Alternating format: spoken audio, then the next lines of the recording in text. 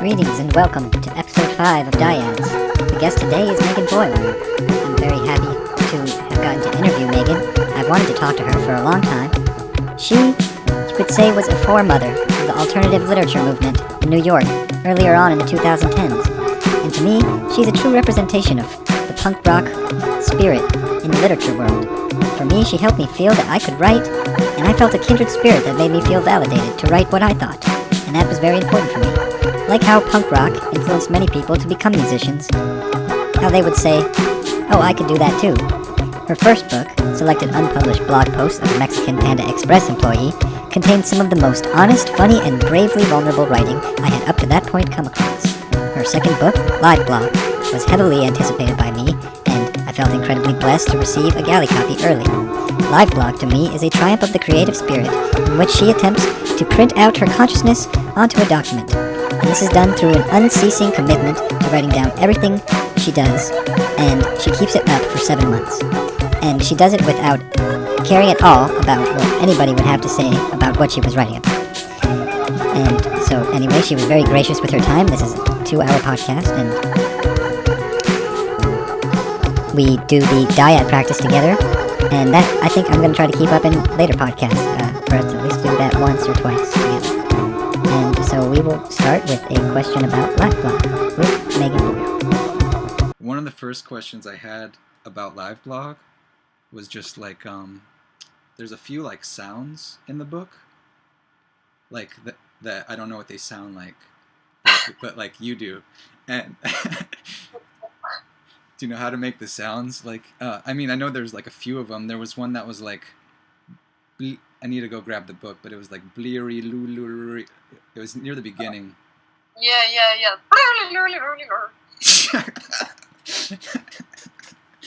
Sick. And is that the same one that you would do for people when they like you'd have them call you and you'd like do it and hang out? Oh no, that was a noise that the shower made at my mom's apartment. That like the air pressure was like squeezing out of the shower. I think like right before like the water released after the shower had turned off. Yeah. Yeah, like it was like. It was really... Totally, I know that sound. Yeah. It sounded like an animal crying or something.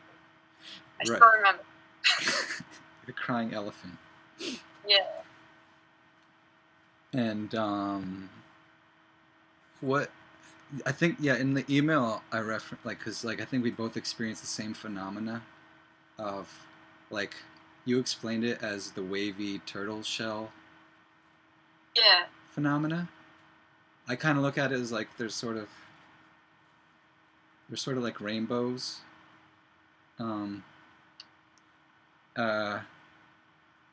Yeah, you see them like in the darkness though. I don't know, for me. Yeah? I know what you're talking about. Yeah, they're like oily kind of. Like where there's, when you look at oil and there's the rainbow. Oh yeah, exactly. Yeah.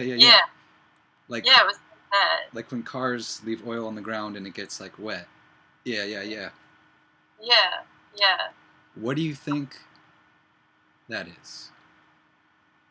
So I think that's a technical term for it, or at least when you see it, like just when you close your eyes, it's called phosphenes.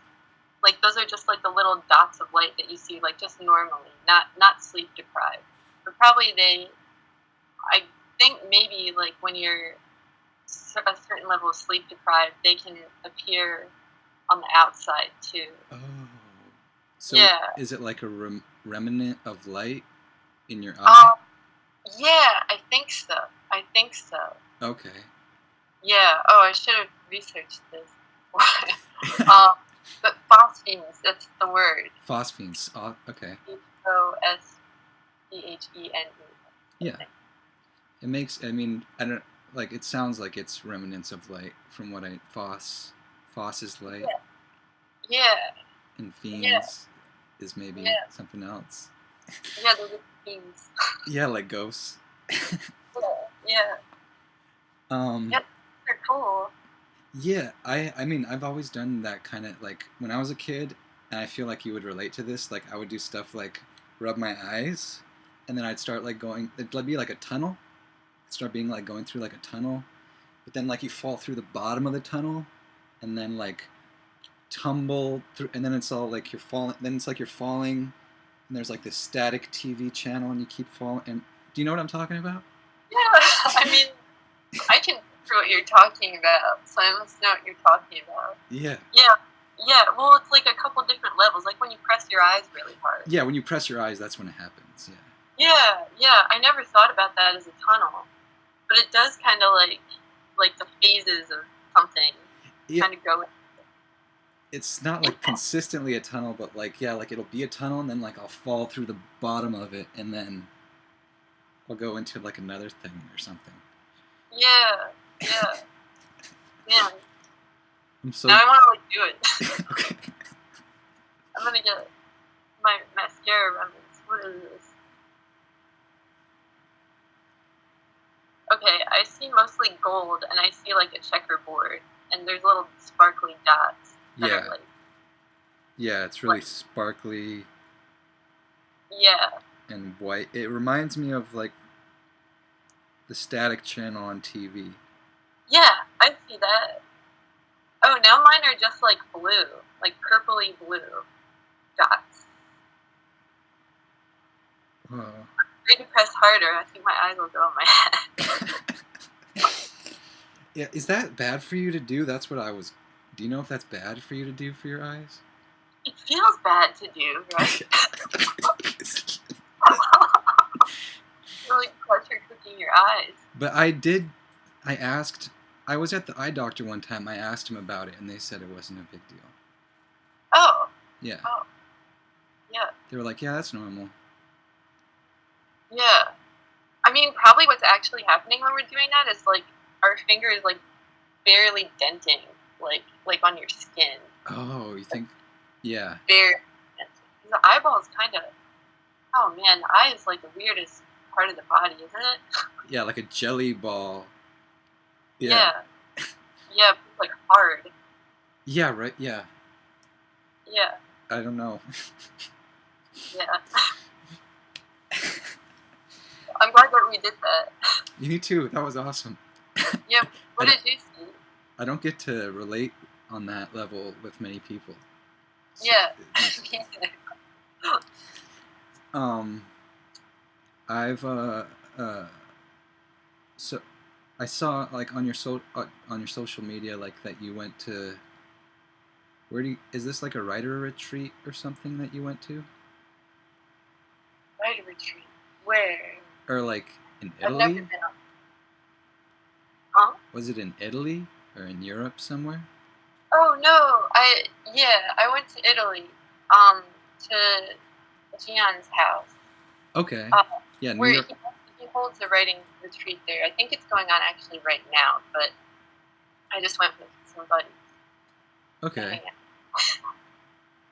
Yeah, I don't know. I was watching his New York Tyrant, like his stories, and like a while ago he was in that place, and it looked like they were doing a retreat. And then I saw like, oh, she's doing it too with Jordan Castro and these other people, and Juliet Escoria and stuff.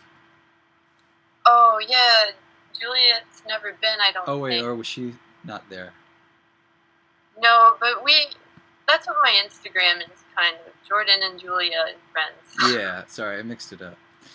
Oh, you're fine.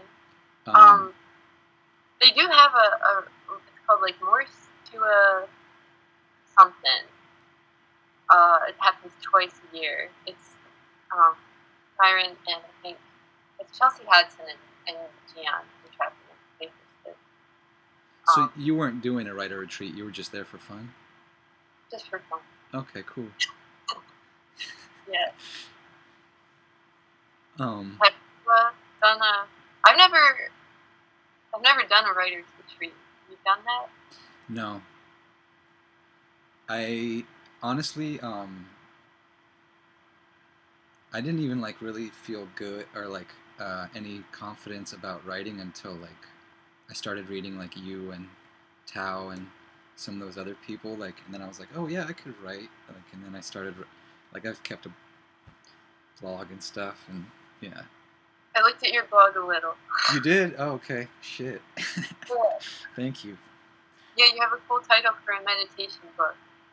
Thank you. Read. Oh, thank you. I do want to work on that. Thank you. Yeah. Let's give a present. Leave yourself a present in the future. Yeah. Yeah. That's great. Thank you. Yeah. Yeah, It kind of. Huh? You should write that. I know. Yeah. I write. I don't know what it's gonna be like totally yet. Like, part of me is like I'm reading a lot of comic books now, and I'm thinking maybe I should make it like a comic book or something. Oh, cool. Like, with the character who's like shadows, he starts talking to his shadow, and the shadow teaches him to meditate, or something like that. That's just like the idea. Oh, that's great. Yeah. That's so But like, cool. I don't know, yeah, where to go. But yeah, that's the start. Yeah. Thank you. Yeah. Shadow stuff. Are you into Jungian stuff? Yeah. I love Jung. I love psychology. Yeah, and all that stuff. I've been studying like occult kind of stuff recently. Like, I don't know, it relates to psychology and subconscious and stuff, like sigil magic. Have you heard about anything like that? A sigil. I mean, that's familiar. I read this book on sigil magic, and it's like, so what you do is you'll write your desire, whatever you write, I want or I desire this. You write it all in capital letters. Then you cut out all the repeating letters, so then you have a string of just like, well, some people say you should cut out all the vowels too, but in like this older book they don't say that. So you just get all the letters, and you just don't want any repeating ones, and then you make a symbol out of all the letters, and then you kind of like simplify it, like make it into something like to where you couldn't see how it started, I guess. And this is supposed to be like magic on like getting what you want out of life and stuff. So then you focus on your sigil, and part of it is like sex magic too. Like the most powerful way to charge your sigil, like some people that can just meditate on it or whatever, but the most powerful way is like you're supposed to masturbate while looking at it, and then you burn it. Whoa. I do know about this. You've heard about this? Yeah, my friend does it. Okay. Yeah. Yeah, I just... Does it work? Kinda, like, it's... Yeah, like, part of it is, like, you're supposed to forget about it after you burn it and everything. That's what is supposed to, like, make it work. It's, like, you gotta forget everything about it. And then, like, in a few months, what you want will come to you. Whoa. Yeah. Whoa. What kinds of symbols do you make? Oh, it says you're not supposed to share them, but like. Oh, you shouldn't. But I'll just like, I made some that were just like examples for like a friend before.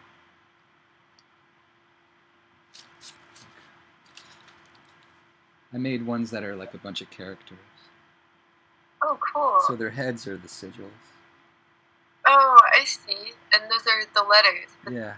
you're forming a face. Yeah. That's so cool. And yeah, as far as how much of it works, like I don't know, I'm not thinking. I feel like I don't want to get too caught up in like beliefs, if that makes sense. Sure. I don't know. That's an interesting topic, though. Huh? That's an interesting topic, though. Beliefs? Yeah. Yeah. Like, I don't know, when you were a kid, what did you think God was? That's a great question. So I remember I got this, like, my dad was friends with a priest, and he gave me this, like notepad that was silver and shiny, and it had a rainbow on it, and it said, "Jesus loves you." And I didn't know who that was. And I mean, I knew, like, Jesus. He's, like, vaguely related to Christmas. Yeah. And I didn't have an idea. Okay, God was an experience to me as a kid. Now that I kind of have an idea of what God is to me, I can look back as a child and say, like, okay, it's this, like, sort of, like, when I felt alone, but I knew that I wasn't alone, which happened to me a lot as a kid, that feeling. Because I was an only child, basically. Yeah. Yeah. It, so, um, yeah, or like any moments that I loved to dance as a kid, and I loved to draw, and I loved to write stories and draw pictures in the stories. And I think that um, when I would do those things, I felt very alone but very connected to something. And that the thing that I would call God now. I guess that's what God was to me as a kid.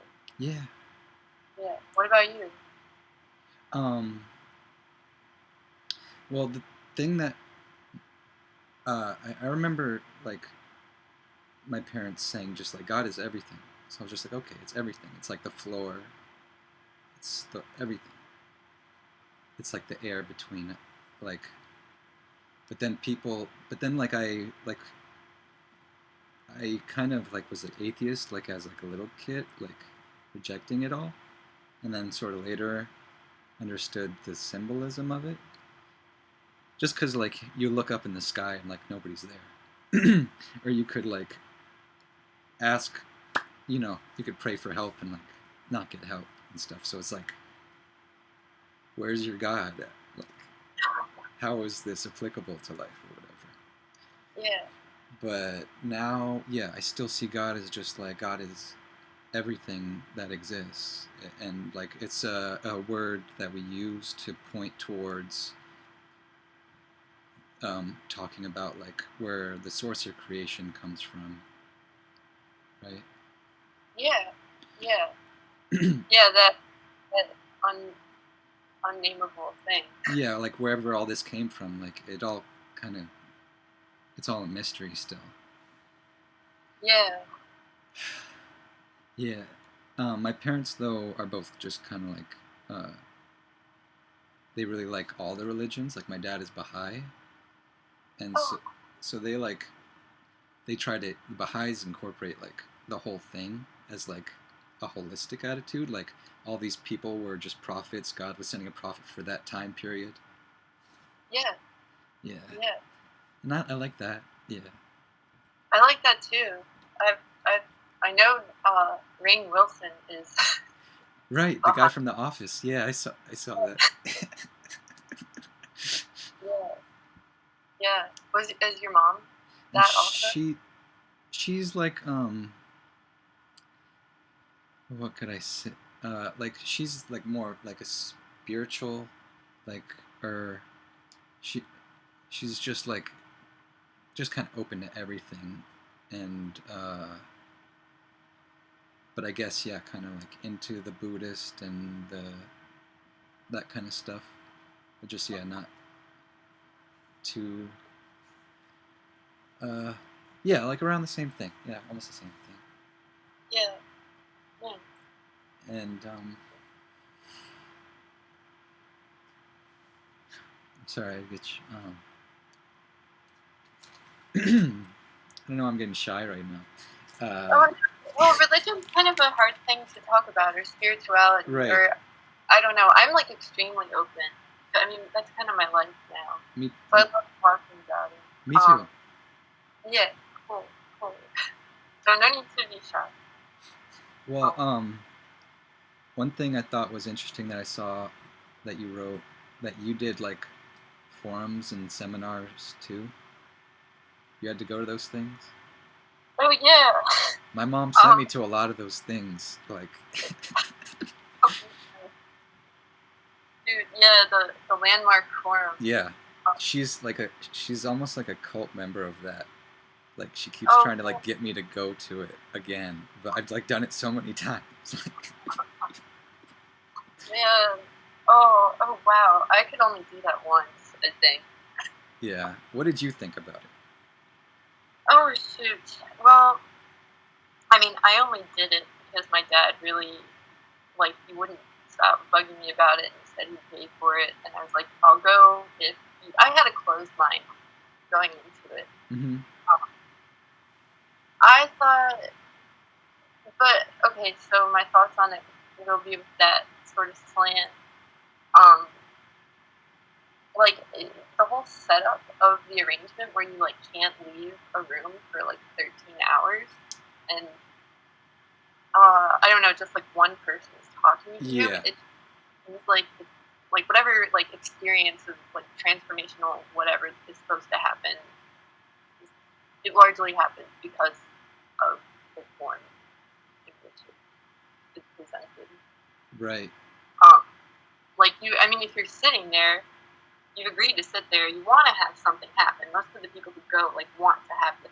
Sure. Like, yeah. So they're going to get it. They want it. So, but also, like, my dad has done it. He's probably like your mom. Like, I think he's done it over 12 times. And, like, I would just ask him, like, okay, what do you get out of this? Like, how does this change your life? And he's not able to tell me what specifically it is. Yeah. I don't. What about you? I mean, I think what my mom gets out of it and like what I've gotten out of it is like you sort of leave with a little bit of like a high because you've been like around all these people and gotten to like share and kind of like, I don't know, maybe learn to be yourself in front of all these people you don't know.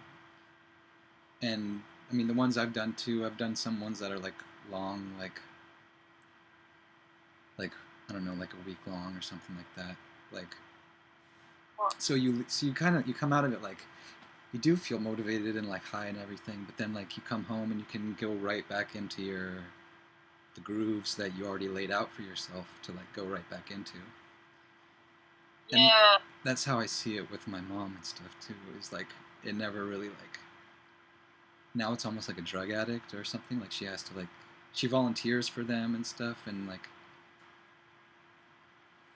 but it hasn't like changed her life. Like, I mean, I get that she gets, God bless her that she gets something out of it, but I kind of like, Yeah. I feel the same about my dad. Like, it does really seem to help when he likes it. I mean, it helps for a short period of time. yeah.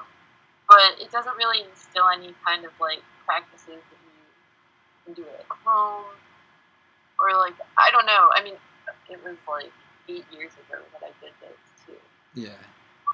So my memory's kind of spotty. Mm-hmm. I mean, yeah. Yeah. I don't remember much about, I mean, I would, like, I would be, I guess, kind of closed-minded about it, too, and I would just be, like, trying to make people laugh, like, calling out at times that I could, and, like, making fun of the person talking, because, like, that was just, like, all I could do, like, to get through it. Yeah, that's what I did, too. Okay, cool. I, like, yeah. You know what it reminded me of is, have you seen Donnie Darko? Yeah. It's like that, yeah. Like that. Yeah.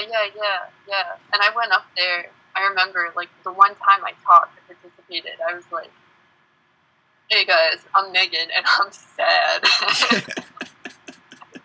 You're saying it's dumb. I tried to, like, argue with the guy. Yeah. And, like, yeah, at the end of it, though, I ended up feeling like people thought of me as a plant or something, because he was really able to work that into the thing. Like, she's a doubter. I'm sure all of you guys are doubters. Yeah. You're changed. Yeah, they'll use you if you put yourself out there as that. Then you're the example to, or something. Yeah. Which is fine. I don't know. Maybe it's just like a fun game that grown-ups can do. Yeah. Yeah. What about like your own, like, what have you learned as far as like your own spiritual practice? Like, do you keep anything up every day, or do you? Yeah. So I'm in a 12-step program, and my home group is a meditation. It's step 11 is the thought through prayer and meditation to improve our conscious contact with God as we understood Him, seeking only knowledge of His will for us and the power to carry that out. That's what step 11 is. So that's the first meeting I went to. It's the first meeting I kind of ended up in this program, and yeah. Actually, as I'm talking, I'm realizing like I don't have like a grounded like daily meditation practice. I pray every day, and I read from these like 3 books in the morning every day, and I find books like one of them is the Bible. One of them is A Course in Miracles, which is this kind of new agey kind of strange thing. I do know of it. I've heard of it, but I like, yeah, and I've like a lot of people my mom has been friends with have like talked about it, but I never. What is it? So it's this like it's this. Yeah, I've seen. Yeah, what does it have you do? So basically, how it was explained to me in I think the 70s, this woman named Helen at Columbia University was like there was like this a lot of turmoil in the department, and I think she was praying for an answer for like how can I fix this, and she just felt like divinely guided to sort of transcribe this book that became A Course in Miracles, which is like 3 big books long. Yeah. Where it's like a first-person account of her. How I look at it is a first-person account of her experience with the Christ within. Okay. She was Jewish, I think, and she was also curious about. I don't know much about it actually. It's weird to be saying things like the Christ within without any like. Any context? Yeah. Yeah. Just basically, it's her. But I know what you mean, like the. Yeah, like how her personal relationship with God. Your higher self. That's how I kind of look. That's the one that makes the most sense to me. Like I hear a lot of words like holy guardian angel, or all this kind of thing. But higher self seems. I can relate to that. I don't know. Yeah, like higher self is. Because that's something I feel connected to sometimes. Can I share something with you? A practice I've done that like does something kind of crazy. Yeah. Because I'll do like yoga and stuff, but like every once in a while I'll do this thing where should I like do it on camera? Yeah. Okay. Like what? Like I'll do like basically I can describe it just like a forward fold and have my arms behind my back and just be going down like that and just like hold that for a while and just be doing like deep breathing and coming up on the in-breath and coming down on the exhale and everything and just really letting everything relax. This might just be like a rush of blood to the head or something, but then like I'll do that and then I'll come back up and I'll, then I'll take a nice big deep inhale like this and like bend back, and then it's like kind of a tried and true method I find now. Everything gets like wiped away, like everything I know, like I become like a seizuring nothing, like I'm like shaking because I'm like losing my balance because I'm like not like totally understanding what life is anymore, or like I have a different experience of like what maybe what's going on. Yeah. And that's what I think, like if like I don't have any experience of angels or anything, but like that seems like something, and I don't know, maybe that's my higher self, because I feel like it's sort of like I've had moments of coming out of that and I'm just like totally like I popped into this universe as a brand new person or something. Have you had that?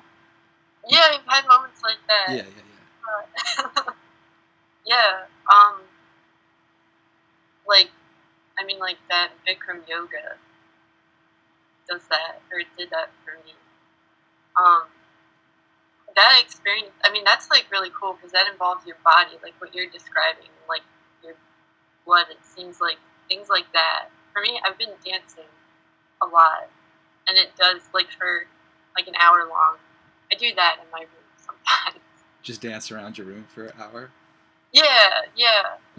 And like after that, I feel like nothing. But I guess higher self, I guess you could say. I don't know. I feel like a kid. I feel like that thing that I was describing, that connection, what I know of as God. Yeah. Yeah. Yeah, yeah. Do you know? Oh man, this guy Wim. Wim Something. Hof? Say it again. Wim Hof? Does he do like a breathing thing? Yeah. Yeah.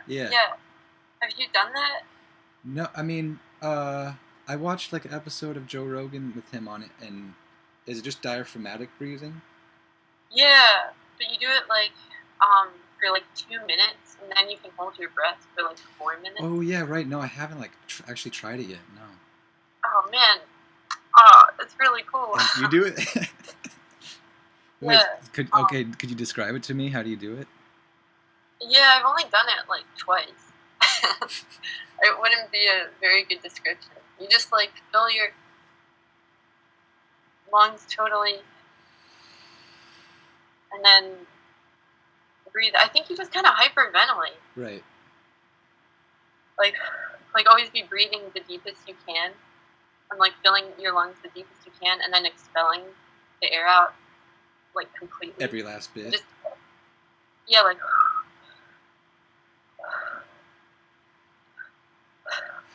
for like 2 minutes.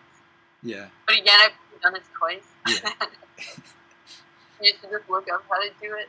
But that's really cool. Yeah, I mean, I've done stuff like that at the end of like yoga classes. They'll have us be doing the breath of fire. Oh yeah. The Kundalini. Yeah, the Kundalini yoga. Yeah. Even with like taking those deep breaths now, I already feel like a little. You like get a little bit. Yeah. A little like, tingly. Yeah. Yeah. But I need to get in a better routine of meditation. I feel like solid. Yeah. In your email, you mentioned that you did transcendental meditation. Yeah. Yeah. Thanks for, man, you got a good memory. Yeah, I got really lucky, and because I wanted to learn that, and I was like watching YouTube videos like with David Lynch talking about it, and I emailed the David Lynch Foundation like, hi, could you please give me scholarship? Because like they were giving like scholarships to people, like, but they would give it to like a whole classroom of like kids or something. That's like how they wanted to do it, and so they like denied me, and I like sent again, and they denied me again, and I sent again, and then they were like, okay, write a letter to David Lynch, and if he says yes, then you can have it. and I wrote a letter to David Lynch, and I mean, I never got to like talk to David Lynch or see if he like got the letter or anything, but after like sending it, they said, okay, you got it, you just have to do like community service for the TM community, you have to do like so many hours of community service. It's a crazy story, honestly. I mean, like, person who's one of my best friends, both me and him, this is like too crazy. He was trying to get David Lynch to do the same thing for him for like years before I had tried, and then we were both given. We were the first two individuals like given individual like not a classroom scholarship, like that were given scholarships to learn TM, and it was me, and it, like we didn't know the other person was trying for it, and like, sorry, I maybe didn't like describe this well. Like we knew each other before then, and didn't know the other person was doing it, and then like, so then I get like the email saying, yeah, congratulations, and then I know he loves Dave Lynch, so I text him, guess what just happened? Like, I just got this scholarship, but then he had just gotten it too, and so he's like, what the fuck is going on here? And so yeah, and that friend also moved up to Portland, so yeah, he's around too. Yeah, it's really cool. Wow. It's really weird how stuff happens. Yeah. Well, it's like you guys were like picked. Yeah, it's really weird. Yeah. I love coincidences. I know. I mean, my life. Do a lot of coincidences happen in your life? Yeah, a good amount. Yeah. The more I pay attention to them, the more they do. I used to have a little journal where I wrote down like every little coincidence. That's good. I need to do that too. I've only just started like now recently. Part of like the stuff I'm studying is to keep like a diary all the time. Oh. And so now I'm kind of doing like as close as to a live blog thing I can, is just like writing all the time. Everything Wow. I can. Someone recommends that? Huh? That's recommended. Yeah. Well, like Aleister Crowley. Like I'm reading Aleister Crowley and stuff. Oh, cool. Yeah. Cool. Whoa. You got into that? Yeah. I got Aleister. Oh, wow. I recommend this book. Magic. Cool. Yeah. I know, like, just a very little about him. I mean, like, I had studied him back, like, in my early 20s. And because, like, everybody who, or I mean, I don't, I feel like he's really misunderstood. Because, like, once I started, like, reading from him, all he's doing is, like, telling people to do, like, yoga and meditation. And I don't know, these things maybe can, like, help us get what we want out of life. I don't know. I get stuck every time I'm trying to explain anything because like it's too. It's hard. I felt like a goofball earlier when I was like trying to explain A Course in Miracles. I'm like, this isn't what this is about. I'm like not able to say. Oh wait, but yeah, you didn't like really get to finish talking. But so that book isn't really like instructional. It's more like a person writing their experience. It's both. It is instructional. Okay. It's kind of written as a guide for basically like smashing your ego, or letting it get smashed. But she writes it in like an account, kind of too, and it's really easy to read. It's in like these little chapters.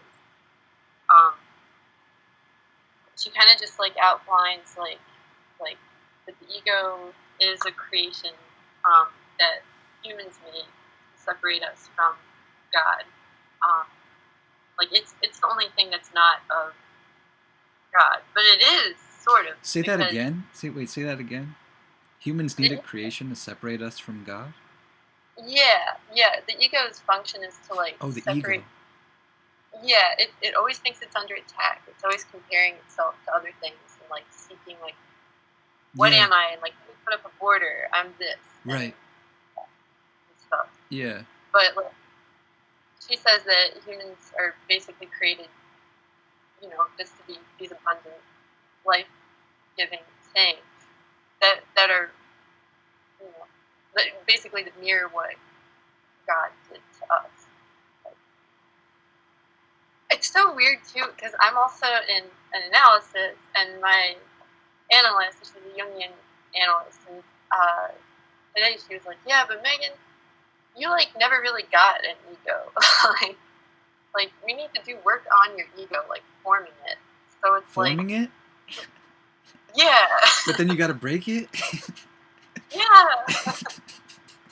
I formed like a weird one. I formed a really childish one. When you're a kid. I think I stopped around 12. Forming your ego? Yeah, like developing it in a certain way. Huh. Yeah. How do you mean? Like, some part of me closed off, I guess, around that age. Like I felt real bad. And I started to think of myself as really different than everybody. And I like stopped letting people in a certain way. In a way that sort of just like quietly in the background carried on for most of my life. And like I don't know, like I never really learned how to do certain things that other people do. Shit, that sounds like me too. Really? Yeah, kinda. Like I don't know, how? but I would like. I don't know. Well, I like shutting off, and maybe like thinking I'm separate from everybody, and then also like not learning a lot of stuff like practical type of adult stuff, maybe. Yeah.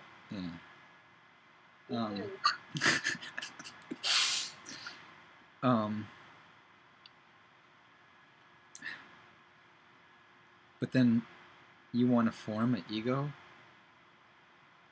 Well, like, I don't know.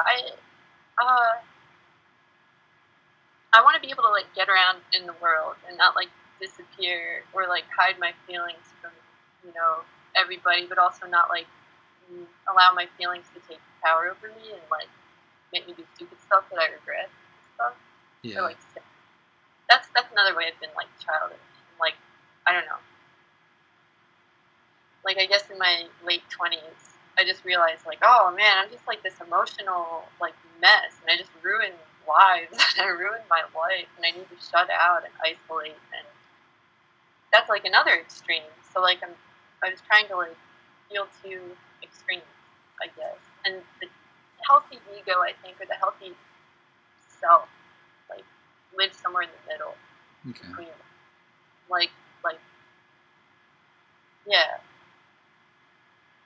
like alone but not lonely, not isolating, like with others, but not like attached to others, or like not needing things from others, or not like one of my biggest like character defects is like mind reading. Like I always try to like think about what the other person's thinking, Mm-hmm. and it's like insane. It's just like insane.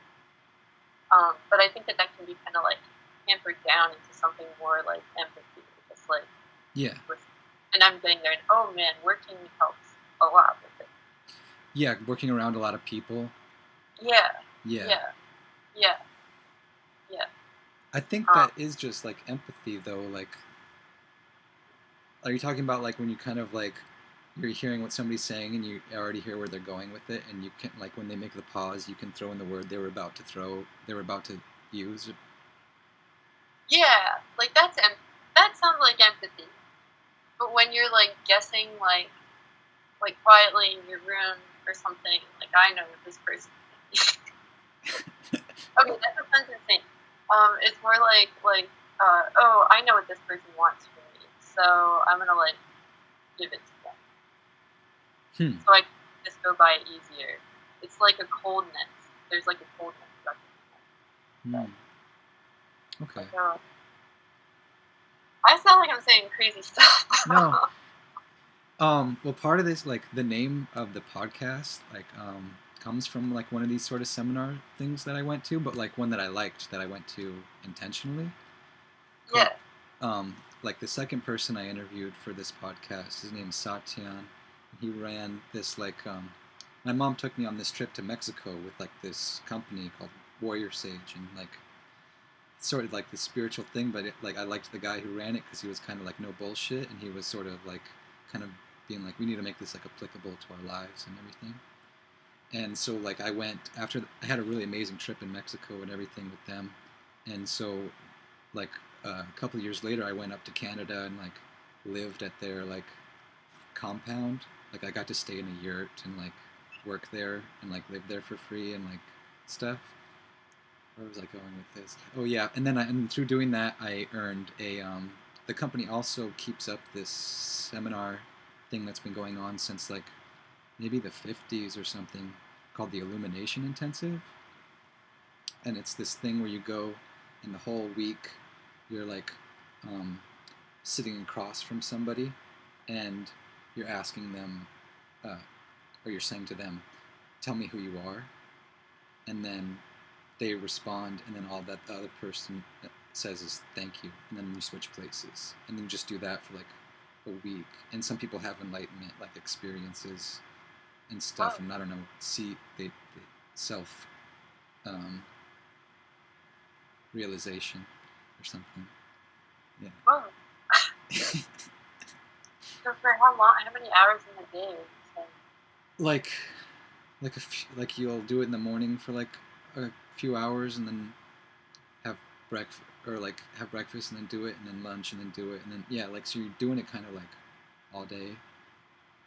Oh. Yeah. For like how long? Oh, Like with each person? Yeah. Like a couple hours or something. Oh. Yeah. So one person will be like, tell me who you are, and then the other person will talk for about like a couple hours. Oh no, the other person doesn't talk for 2 hours. They'll like you can talk for however long you want to talk. Like you just basically are supposed to like take the command, tell me who you are, and then go inside with that and like bring out whatever you got. And so it could just be like, I don't know, and the other person just says thank you, and then you switch places. So it could just be like a second. Oh, But you're doing the okay. back and forth thing for like a couple hours. Whoa. Yeah. Whoa. How many people? There was maybe like 40 people in the whole thing that I went to.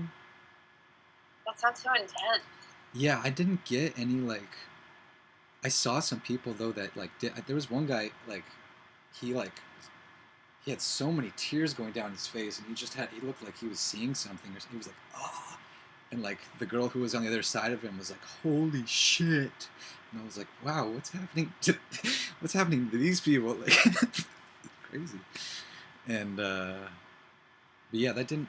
I mean, I had maybe like my own kind of thing with it, but not like that. Yeah.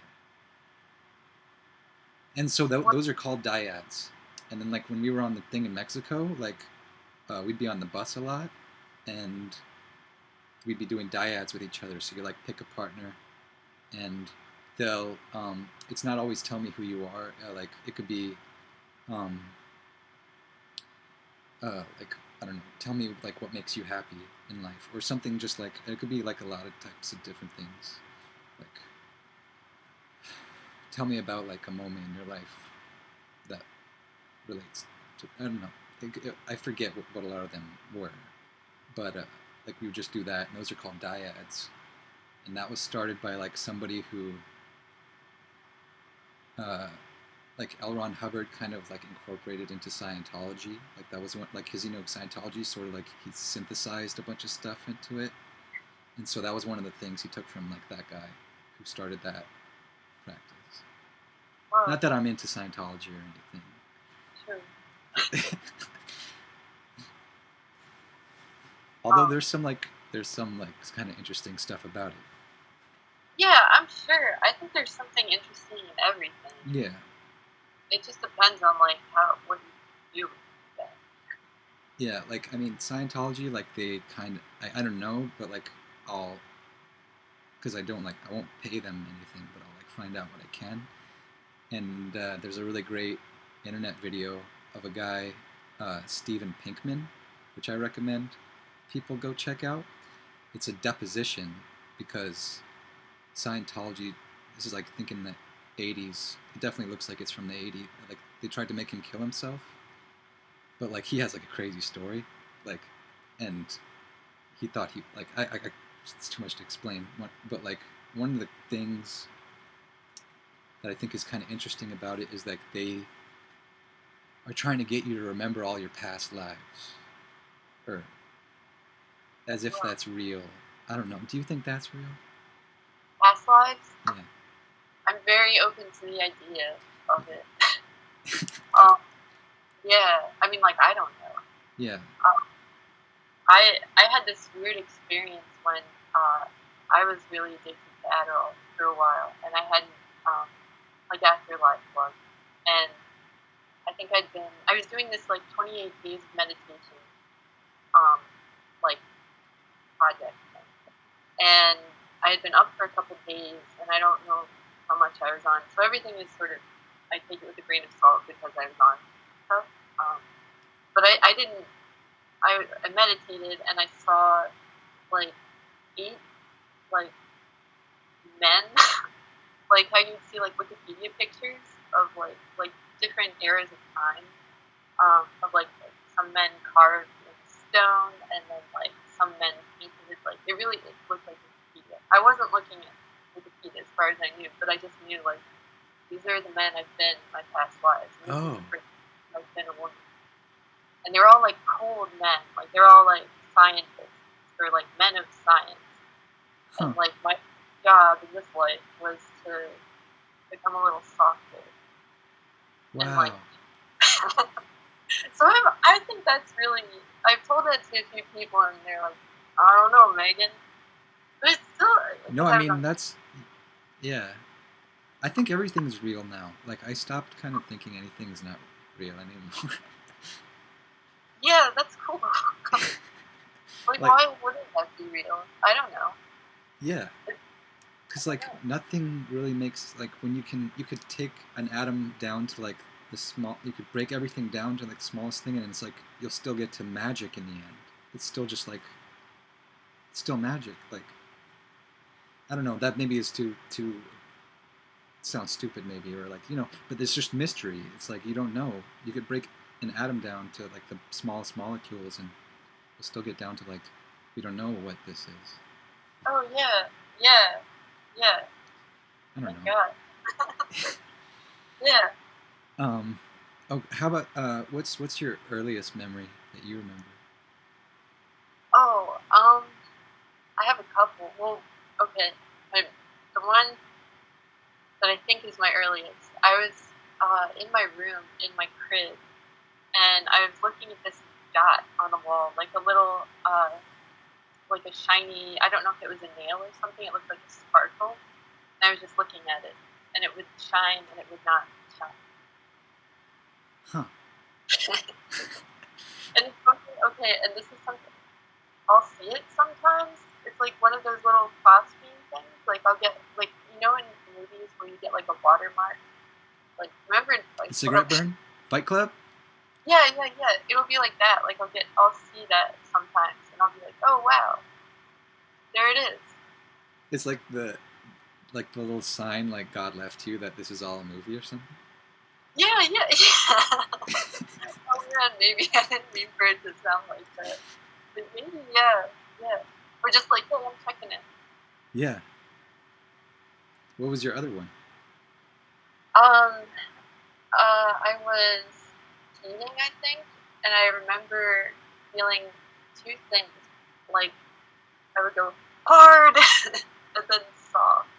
It was like in my mouth, and I remember feeling like these two extreme experiences, hard and soft. That's cool. How old do you think you were?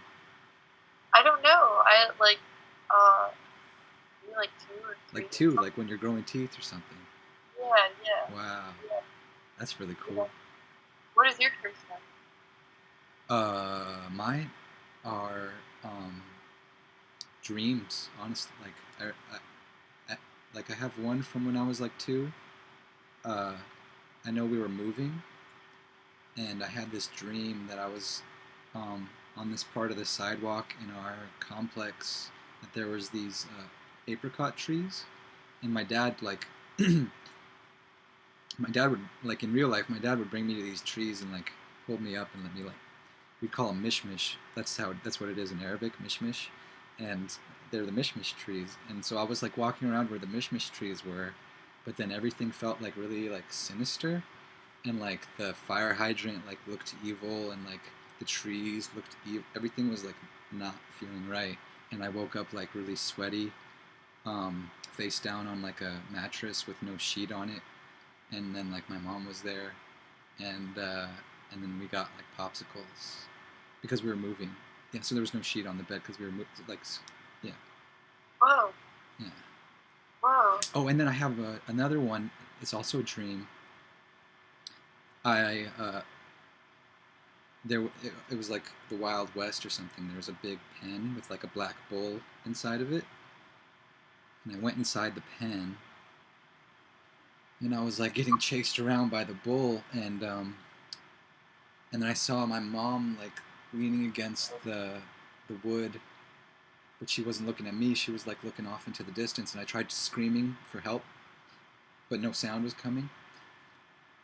And so then I kept like running, and I fell down, and there was like a tree inside the pen.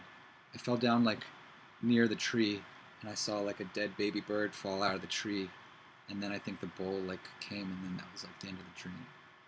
Oh man. Whoa. Yeah. I think I've had dreams like that. Yeah? Yeah. Well, not like in the specific. Oh, like where you like can't talk, like when you're trying to scream and you can't, or like you're trying to run and you can't.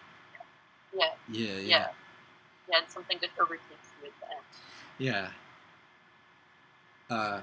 I love dreams. Is my favorite part of. I mean, I could talk about dreams a lot. Like dreams is like my favorite part of like like. Like do you? Oh man. Do you like? I don't know. I got lucky and kind of like figured. Like I had some moments. Like I had a lucid dream when I was like 5 years old, and I I tried to tell everybody in the dream, like, I'm dreaming, like, guess I can fly, everybody. And like for some reason I thought I had to jump off like a brick wall to fly. So I spent a lot of time like climbing up this brick wall, and everybody's like waiting around.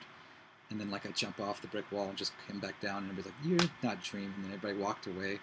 And then I saw this girl that I liked in kindergarten, and I was like, "Oh, it's a dream. I can like kiss her, and like it's okay." So, but then I woke up like before I could get to her. Oh man! We were both when you were like 5? Yeah. Whoa. I mean, the other one with the mishmish trees was, I must have been like 2 or 3. Yeah. Wow. But yeah, then I've kind of had lucid. Like, do you have lucid dreams? I have before. Yeah. Or, never like long, you know, extended ones, but kind of moments like that. And I think I started having anxiety around that age. It would be like flying. Flying? Like I'll realize that I'm flying and I'm in a dream and I can do whatever I want. But then something always happens, like I can't. Yeah, sometimes like realizing you're dreaming like wakes you up, and you just start to wake up. Yeah. Or I just like stop there. Maybe I keep sleeping. Yeah, that too. Sometimes like, I don't know, people try to say things like, "Oh, you could like flip a light switch or look at your hands or do this kind of practical stuff." For me, that never seems to work though, because like my dream logic can always like override whatever I'm trying to do. Like it could be like, no, yeah, like I don't know, like I'm trying to think of an example, but like, yeah, there are elephants here. Like I'll see an elephant in my room. That should be like a sign that like your dream, but it's like, no, yeah, there are elephants here. Like they come here every week, like, or something like that. You know, you just like your dream logic. Yeah. I've like never had luck with those things. Yeah, me neither. Yeah. It just sort of happens once in a while. That's how it's been for me. Yeah. I mean, that seems like the way it should happen. Like, I don't know. The idea of like bringing consciousness into the unconscious is like pretty. I mean, that's like. Yeah, it seems impossible. Yeah. Or like, why would I want to control that? I don't know. Yeah, people. No, go ahead. I like really used to want to like dominate my mind and like space and like supreme rule and stuff. But that's so unappealing to me now. Like I don't want to like I want to find out like who I am and like the things that I don't know about myself, like or my unconscious things, and like trying to bring to the light. But it's like a whole different animal to do that when you're sleeping. To bring like. Yeah, because you got to go to sleep. You got to like let go completely to go to sleep. Yeah. It's not like you can hold on to anything while you're going there. Like you can't be like, okay, I'm still like, I don't know. Yeah. That's what it seems like to me. It just seems impossible. Yeah, I mean, but some people talk about it like they can like dream what they want to dream. Like, I don't know. Some people talk about like, oh, I lucid dream all the time, blah blah blah, and I don't know. I can never buy them. Yeah. I feel like they're bullshitting. I know. I'm really skeptical of people like that. It always just seems like they want to tell some crazy story they thought of, and that's cool. Like more power to you. Like tell some crazy stories. I don't know. Not to be talking bad on people. No, I hear what you're saying. Yeah.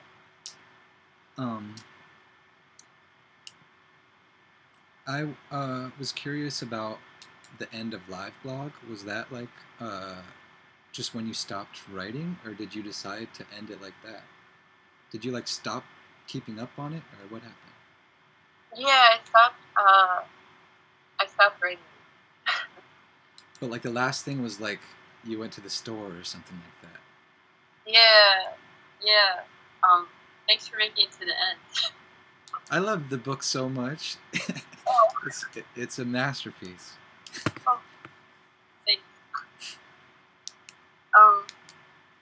Yeah, I went to the store and I was waiting for my friend Sam to came over, and I kind of knew. I mean, like I was losing interest in it for a long time. Okay. And I had this, like, I think 5 days or 6 days in a row where I just didn't update, and Right. it was just getting harder and harder to do it. I would have had to say much more than I was able to say. Like I did start to want to keep some things about my life private, and about my feelings. I wasn't really aware of that. I just felt like there was kind of like that dream feeling, like you just can't. Like I just couldn't do it. Like I didn't know why. It was just like, oh, I like wanna, but But it just wasn't coming out. yeah. And like a thing was seemingly kind of overtaking me or something. And I just did lots of drugs for a couple weeks, and ended up in a pretty bad spot. And then I just didn't want to write anymore for a while. But yeah, that's the epilogue. But that was just like the last that I could do. Okay. That weird night. Yeah, there was like the few entries before that were just like, dude, did not update. Yeah. So you were just kind of on your way out at that point. Yeah.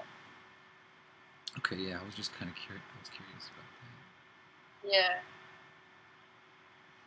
Are you Yeah. writing anything? Are you writing anything now? Yeah. I'm writing like a little. I mean, I'm sure you write like just all the time, like not for a book reason, but like, are you thinking about making another book or? Yeah, I am a little. Yeah, it's gonna be kind of a. I don't think I should talk about it. If you don't want to talk, that's okay. That's okay. Yeah, but it's something different, and it's something more hopeful, and it's something along the lines of what you and I have been talking about. Cool. But yeah, just a sort of deeper exploration. Yeah, I can't talk about it like this. That's okay. Yeah.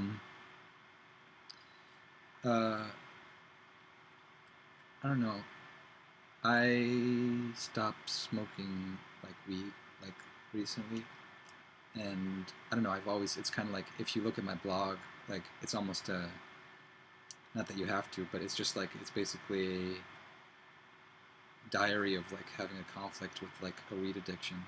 A lot of it is just kind of like going in and out of like feeling guilty about it, but still doing it, and like just like trying to quit and then going back to it, and like just over and over and over again. I feel like this is just something like you know about. I don't know what I want to ask you about it. Well, I relate to it deeply. Congratulations on quitting. Yeah, well, like, thank you.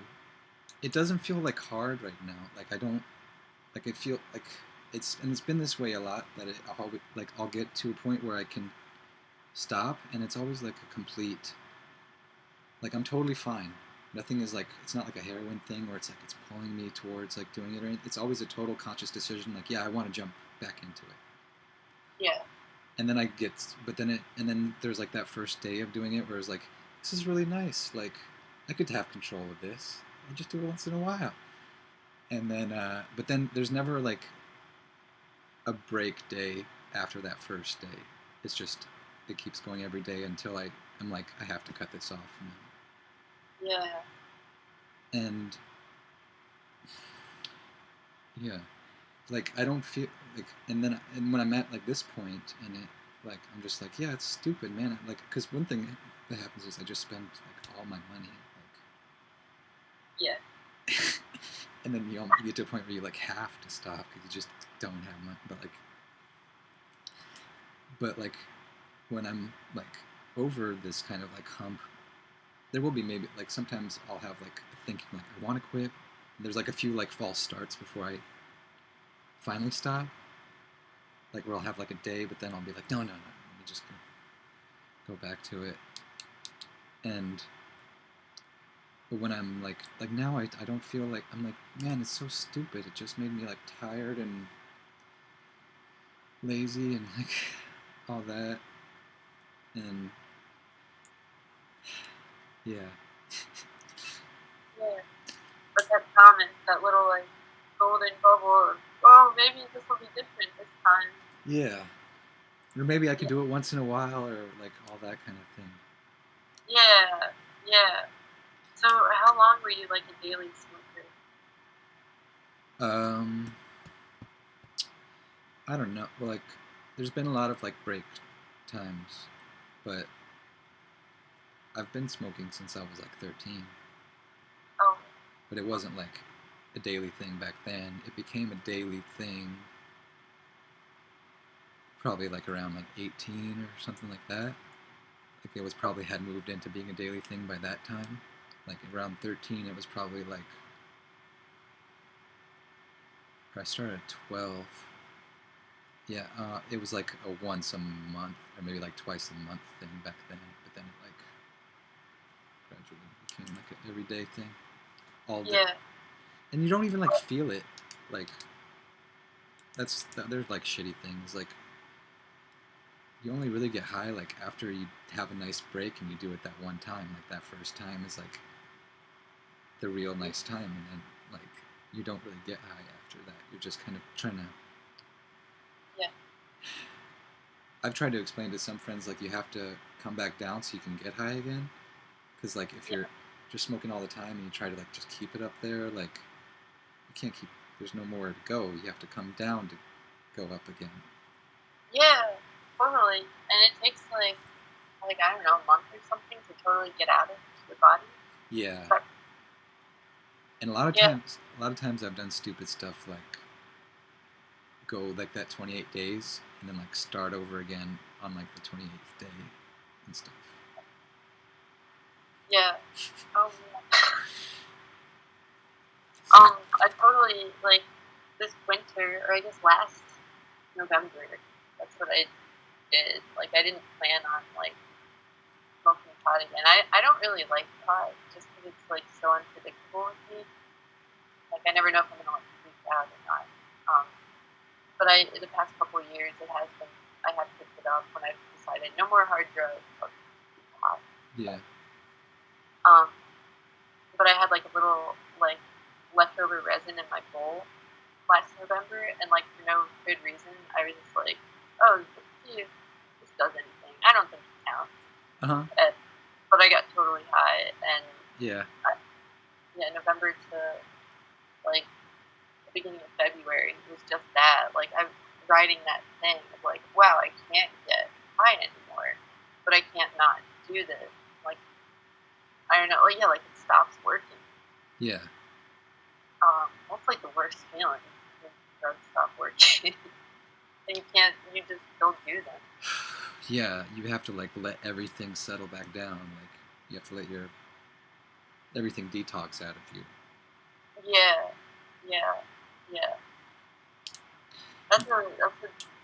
I mean, it took me a couple months before I felt like on my feet.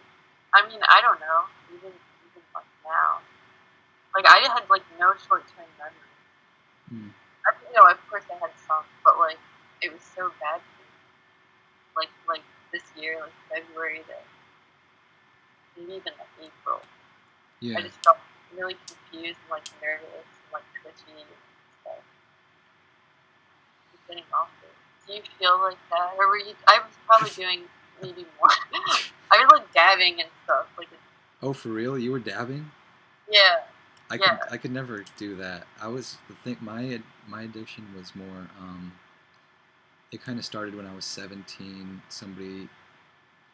I took a trip to Egypt, and like my cousin there, would put hash and like tobacco together.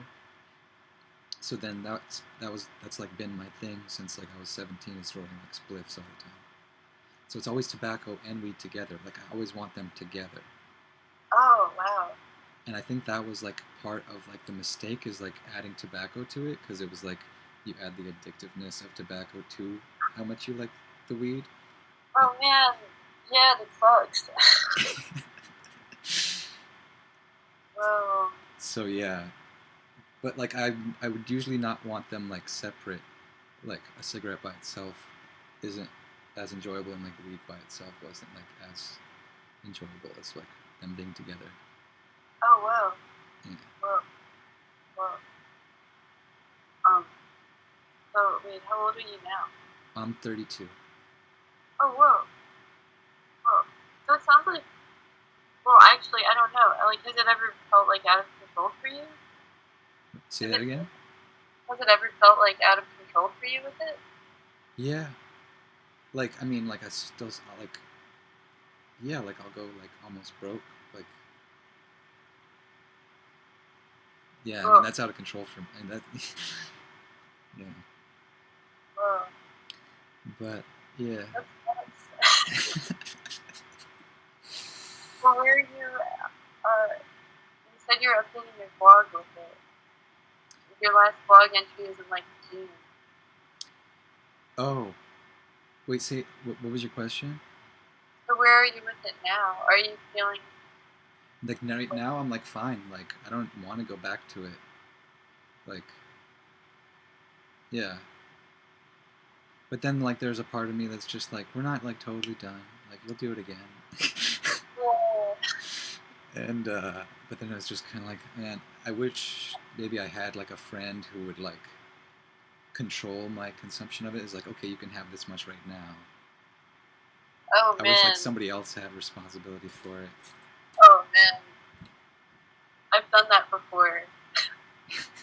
Not with pot, with Adderall. I had a... You've been that person for somebody else, or somebody was that no, for you? Somebody was that for me.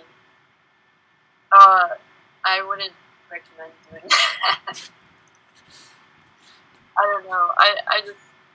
Well, they ended up, like, eating all my Adderall. Okay, that's why you don't recommend it.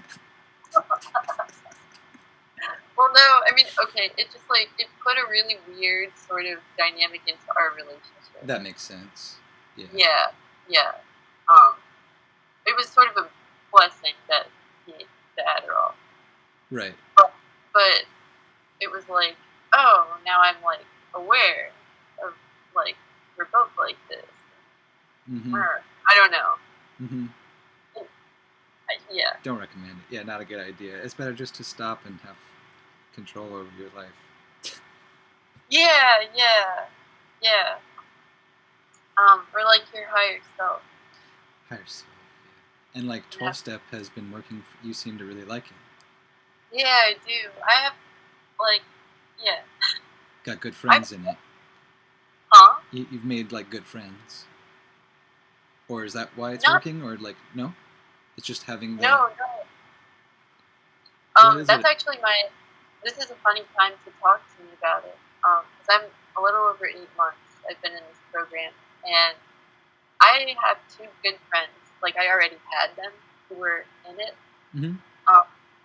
And I, like, still feel largely, like... I mean, I'm not involving myself really in, like, the community of this program. Because I'm like, I don't know. It's my addiction or whatever. Like, it's, you know... I don't know, or my, like, weak ego or something.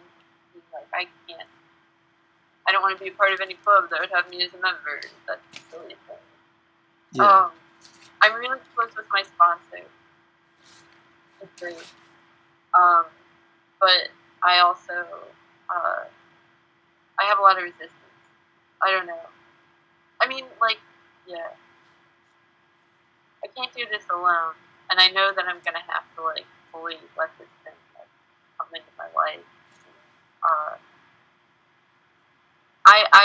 I can, like, read God type stuff and spiritual stuff and do all this stuff alone and, like, get in contact with my higher power and stuff.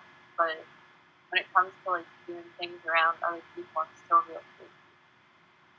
Like, even just sitting in a circle and, like, talking about, like, where I'm at with my addiction stuff. It's, like, hard. It's still hard. Yeah, like, I don't want to say, like, oh, it's so easy. But, I mean, it's majorly changed my life. It's, like, yeah. Did It's funny, like, I discovered Infinite Jest through seeing a video of you and Tao, like, looking at it in a video, Oh like yeah, in the Mumblecore movie. yeah. And I was like, oh, what's that book they're reading? That's like a really big book, and like that was the first time I ever saw it. And in that book, though, it's a lot about this. Yeah, yeah, big time. Just kind of like, did inspire you, or Oh, yeah, I didn't read that book until 2014. I, um, like I used to think like, oh, David Foster Wallace, blah, blah, blah. He's got a lot to say. And then I like actually thought, no, I should try to read it. And I loved that book. But yeah, his experience with that program is what also pushed me into it. yeah, and like, do you think it, like, how do I say it? Like, does it, like, one thing he said was just kind of like that, it works, like, just go when it works. Yes. Just keep going, and it'll get easier. Yeah. And that's true to your experience as well. It's hard. No, I mean Okay. that's the thing of it. Like you keep going and if you keep doing it, yeah, it's easier. But if you got like a big head, Yeah. thinking that it's right all the time, which mine still does, like it's gonna be like, no, I don't want to go today because I have like 5 other things to do and I have blah blah blah. Yeah. And that's like, I mean, he had a hard time with it too. Like in his personal life, I think, or at least I imagine he did. I read that. Yeah, I read the biography. Yeah, he talks about it in that. Like it was like hard. It like humbles you to go. Like I don't know. It's hard to talk about. Yeah, I mean, I've been through it. Like, well, when I was like 12, I got expelled from school because it was the only time I ever sold weed, and it was like this stupid, like, barely anything, like, piece of weed that I sold, like, to just another kid, like, because my friend was like, hey, take this, sell this at school for, and I, like, went and did it, and then, like, I didn't get caught doing it, but all the kids talked about it, and, like, a week later, like, they called me into the office with my mom, and, like, it was a big deal. And so then I had to go to drug counseling for like a year. I was on probation. I had to have my sheet and have them sign my sheet, like, that I went to all the meetings and stuff. So I went through it too. Yeah. When you're 12? Yeah. Yeah. Yeah. Whoa. Were you like really like, fuck this? Yeah. I did. Well, like, one thing that made me stop being, like, so arrogant, I went into one of the meetings being kind of like the young kid in there, and they were like, yeah, you want to sit in front, like, and lead the thing today? And I was like, yeah, I'll do it. And, like, I didn't care. And I got to, like, pick who I wanted to talk, and the one I wanted to talk was like this guy who just looked really fucked up. Like, he had he was a total crack addict looking guy with just big bulging eyes and bald head, and just like, I want to know what he's saying. So I called on him, but then what he ended up talking about was just like that he wants to kill himself, and like just like dark stuff that I was just like, okay, I'm just gonna like take a step. I'm not gonna poke at anybody anymore, like, because it's really dark and really real kinds of stuff that people are like going through in there. Yeah. And that was maybe like an immature case of just like a kid who's like smoking weed. Yeah. Some people there with like real there's worse some problems. Yeah. Yeah. But there's also like all kinds of, I mean, like people who like, I don't know, like have like small problems. Or like, I don't know, or like they're just having like a bad habit and they want to quit. Like those people will show up to meetings. And then people who've been like, multiple arrests and like even like people who like beat their wives and stuff. And Yeah. like, it's it doesn't like spare anybody. Yeah, it's got everybody there. My sponsor says it's a program not for people who want it or for people who need it, but for people who are willing to do it. So yeah, in that sense, like if you keep going to meetings, like get better. Yeah.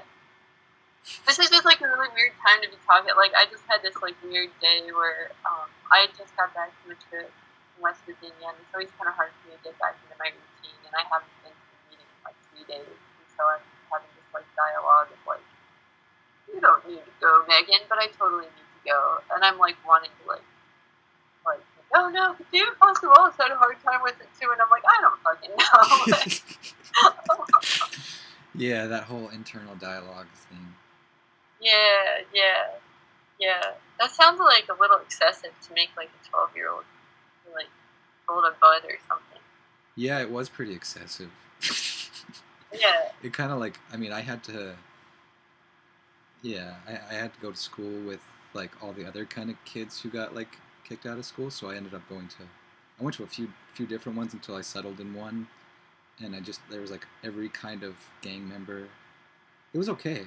Like it was cool, but like yeah, it was like honestly, it's every bad thing is like a good thing in the end, you know. Like I got to see the whole other side of the tracks, or like the whole other side of life, like like going to school with all the gang members and like the girls who like got pregnant and like all this kinds of stuff.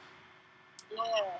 So you get to see that, and you didn't know that was there, so that's like a good thing. Yeah. That's actually really cool to get to see that when you're 12. Yeah. It's like, yeah, it's sort of lucky maybe, but like unlucky. Like, it all works out. Yeah.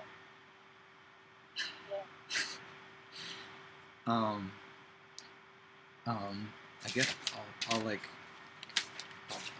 wrap up or. That Dyads thing seems really interesting. The practice? Yeah. Yeah, I would recommend. Do you want to try it? Yeah. Okay. That would be a fun thing. Honestly, like I named the podcast this, but like none of me and the guests have ever like done it. Oh, cool. So yeah. Let's do it. Okay, we could do it like a few times. So yeah, the basic rules is just like when you're asking the other person, you just don't say anything but thank you, and then switch. So, okay.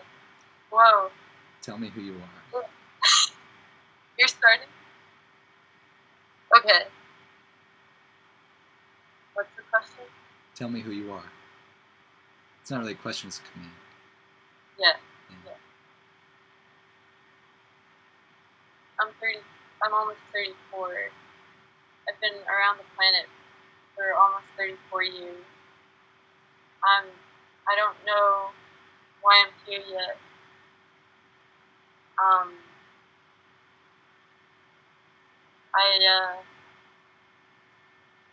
trying to be a good person as far as I felt like a bad person for a really long time. But I know I'm not. I mean, I'm good and bad. I feel pressure to think of who I am, to define who I am. The self-imposed pressure. Who am I? Somebody that feels self-imposed pressure a lot, even still, after doing lots of work on myself. I'm somebody who, there's a lot of automatic things that operate in the way that I speak, including right now to some extent.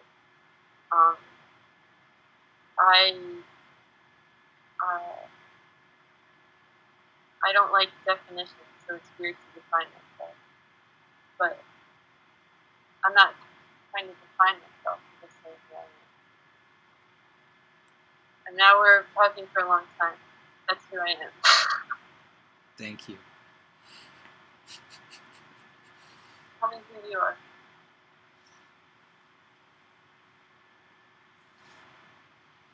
I don't know. I'm a body.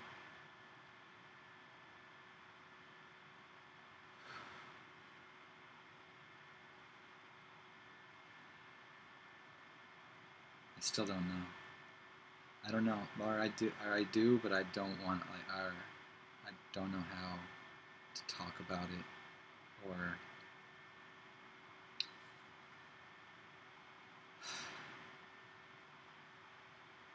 I'm somebody who always gets damaged on his left side for some reason. Like, all my scars are on my left side. I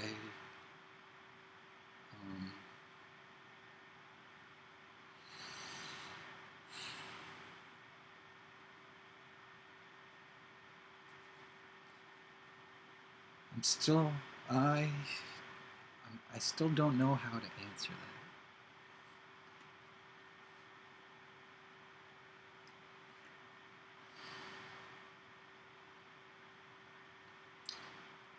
All kinds of weird stuff comes up when that gets and it's the same thing that would happen to me when I was like doing the thing, like in the beginning of it. I had to ask him, like, I don't know what to say. You did a really good job saying, but like I still don't know what to say. I don't know if I can articulate who I am. I don't know if I have the capabilities right now to articulate who I am. Thank you. Thanks. Do you want to do it again? Yeah. Did I cut you off? No. I mean, I left a lot of pauses there, like hoping you would say thank you, because I was awkward. But yeah, no, that was really good. We can keep going. Yeah, that's really interesting. All right. Tell me who you are. I'm Megan. I'm still almost 34, and I've listened to your answer and thought about my answer some. So who I am will be kind of colored by these two things. Like, now I know that, like, well, I shouldn't say who I am in comparison to you, but I've also had mostly damage on my left side of my body, so that's an interesting way to think about who I am. Right? I have thought about that as like a way. I don't know. There's something about my unconscious that is supposed to be like ruled by the left side.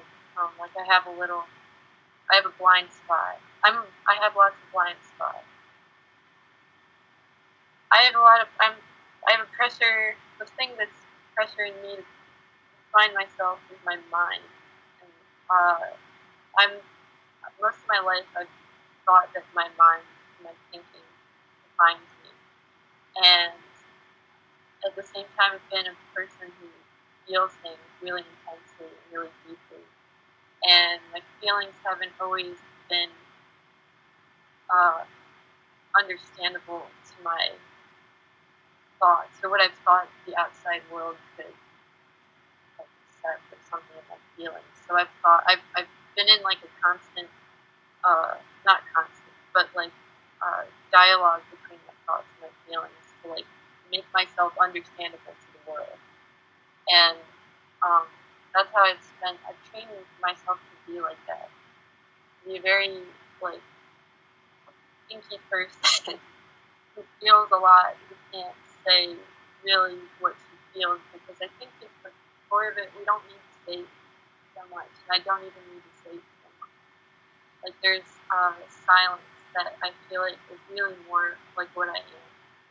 That might be something like a body, but more than a body, but I am a body. I'm really this body. And I'm some kind of interaction of all those things. The thoughts, the feelings, the body, something else I don't know. I'm most interested in the thing I don't know. Or multiple, or unfathomable things that I don't know about myself and what all of this is. And I don't feel like I can talk, like, I'm someone who's going to doubt everything I've just said. I'm going to think, like, I'm an idiot for saying this. Like, I don't know. I like the color orange. And I like sparkling water. Those are things I like. Those are a couple things I'm also things I like. Okay. Yeah. Yeah. Wondering why it's uncomfortable to talk about doing. I used to really love it. I used to love like just sharing it. I kind of loved it. This is fun, but it also feels kind of hard and uncomfortable. That's where I'm. Thank you. Tell me who you are.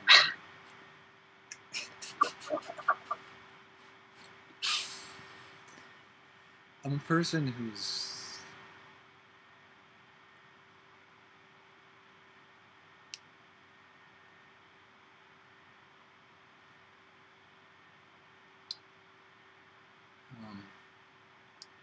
trying to figure stuff out.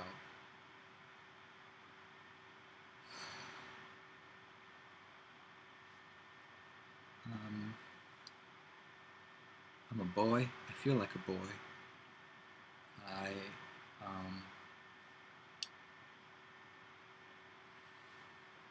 I feel really awkward a lot of times, and like also kind of like don't know what to say a lot of times.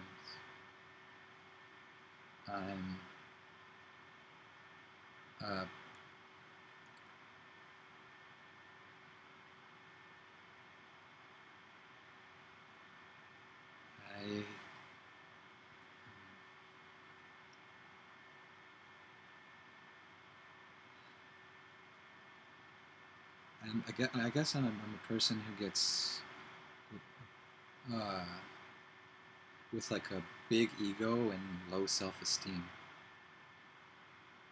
and I can like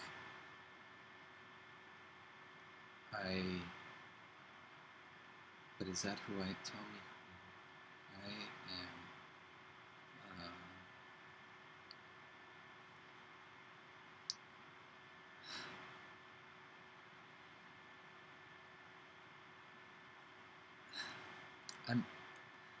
I'm unnecessarily confident about knowing stuff sometimes. That maybe I don't have any right to be acting as confident about knowing. I don't know. I try to be a nice person. Who am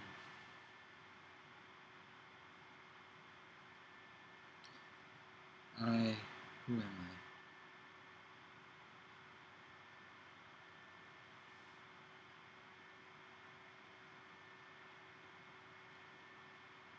I'm the son of my parents.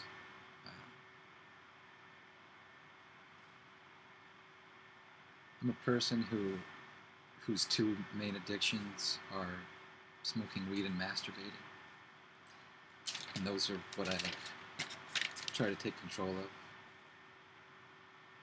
I am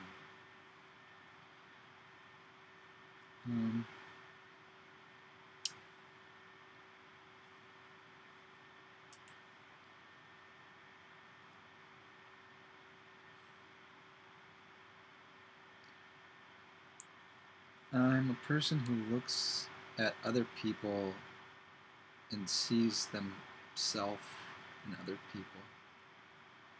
I can see other people acting, and I can see like, oh yeah, I know exactly what you're thinking, like where you're coming from, like, but I don't like what I just said. I'm a person. I'm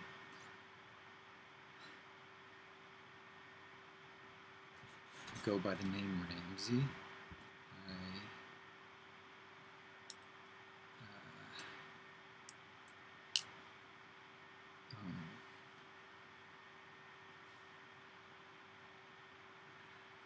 I'm a person who wishes a lot.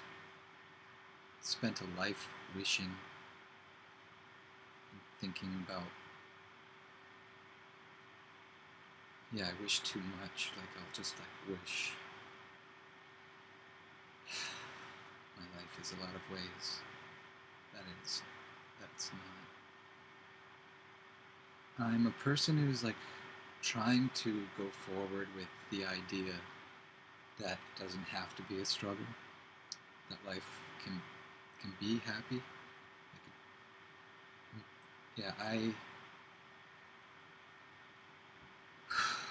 maybe make things too difficult sometimes, and I'm shaking inside when I talk. And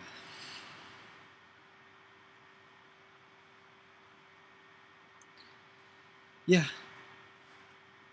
that's all. Thank you. Tell me who you are.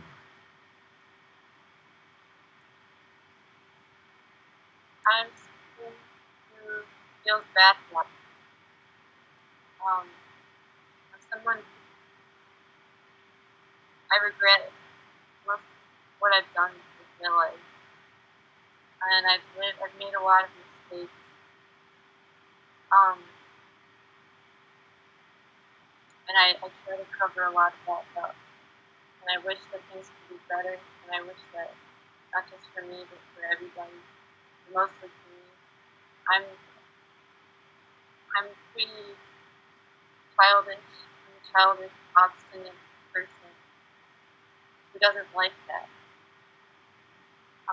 And I don't know another way to be, and I need to get. I don't, yeah. I feel, um,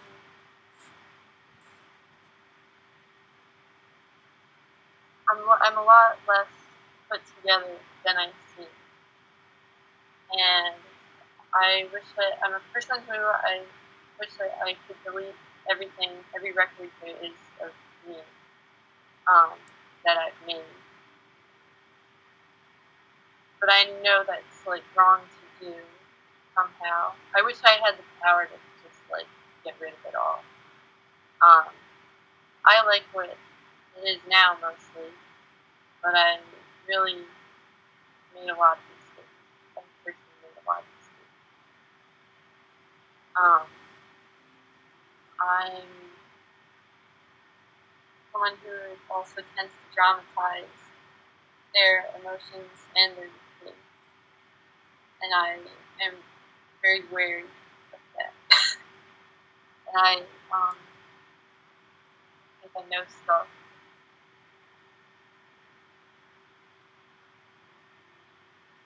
and I don't. Um,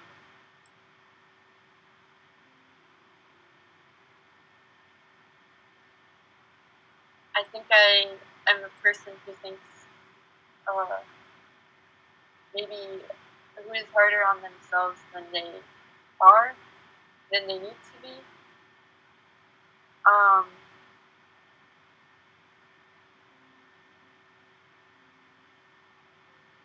someone who's not fundamentally comfortable with silences, and I try to fill them.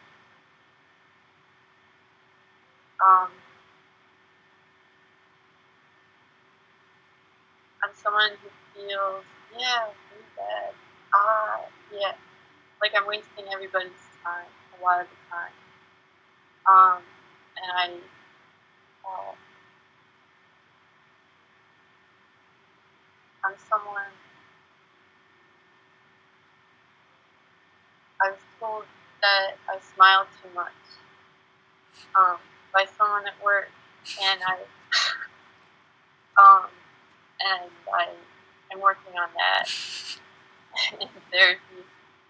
I, uh, yeah, that was something I learned today, that it feels, that my affect doesn't always line up with how I feel. And sometimes I smile when I don't feel good. Yeah. There's a lot I don't know about myself.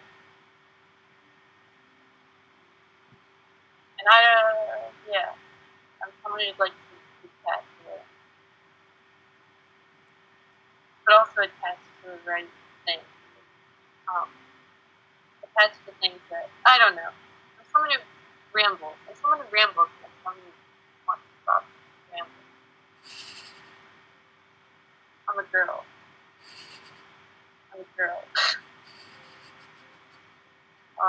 It feels weird, but yeah, I'm a girl. It's okay. I'll be a girl this time.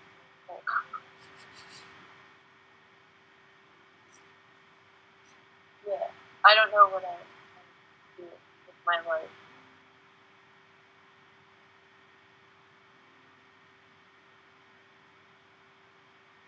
Yeah.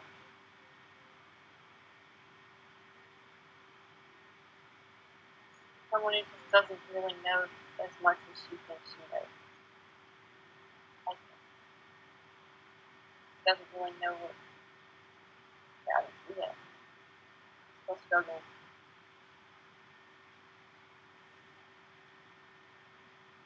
Yeah.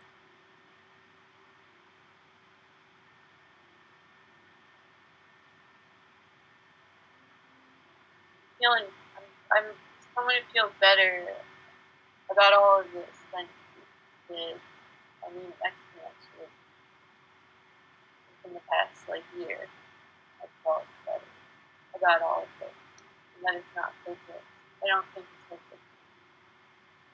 I think I was put here for a reason. I don't know what it is, but I do think I'm a consciousness, something that is here for some reason. And if I just keep doing things, putting a foot in front of the other foot, kind of in a direction that I don't hate, that first in a direction I don't hate, then in a direction I kind of like, then in a direction that feels okay, then hopefully in a direction that leads to something great. I mean, that's how I think it's going to go. That's the first thing. I'm on a path of that. Person on a path. That's who I am. That's who I am. Thank you. Tell me who you are. It came, so yeah, I am a person who, well, one of the things, like, while you were talking, I had so many thoughts, like, oh yeah, that's who, I had started thinking, like, oh yeah, okay, that's something I could say, because I have a hard time thinking of what to say, but, like, I'm a person who feels, I'm full of desire. I'm always just, like, full of wanting life to be something. And I'm a person who feels ashamed to say that I am a person who is jealous. Is that a full sentence? I'm ashamed to say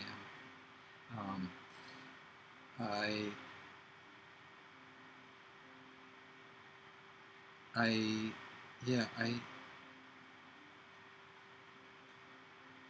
have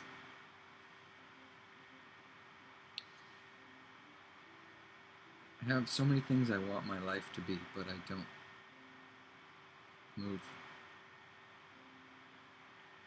towards them in anything more than like baby steps. And sometimes, I don't know, maybe I go backwards.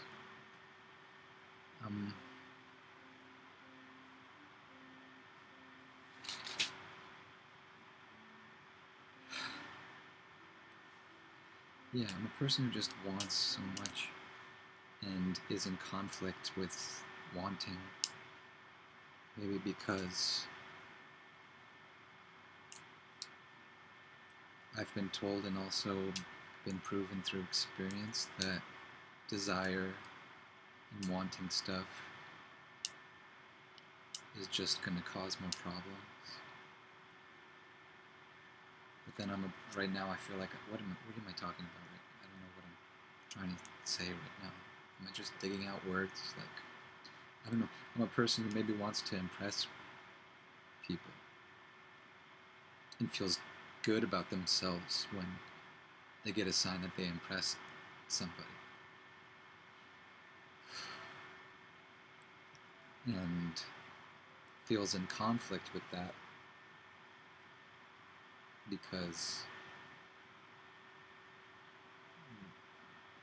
maybe that's not the best quality to have, or because I think that that's the way to be successful, is you gotta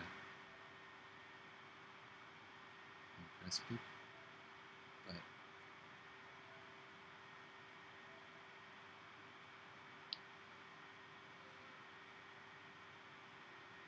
yeah, I'm irresponsible, but I'm following the thing that makes me happy. So I'm a person who just got lucky by getting a settlement check from Uber, but spending almost all of it on this V-drum set that I just got today. I just got it today. It just came today. And I'm very happy about it, but I've also spent all my money and I didn't pay my landlord her full rent, and I'm planning on moving, and I haven't really solidified a place to move, and I feel I'm acting irresponsibly, but I feel like just go forward with this, because I mean, I'd have to explain it, but like I've gone to guitar centers for years and been kicked out of a few of them because I love playing on these sets and stuff, and like I'll come there too much, and like they'll just be like, you gotta go, like they'll make, I mean, sorry, I'm gonna start telling a story when I'm supposed to be talking. I'm a person who, feels a little bit unsure of himself, but does like want to go forward with what makes me happy, and feels that that is the only worthwhile way to proceed from here. And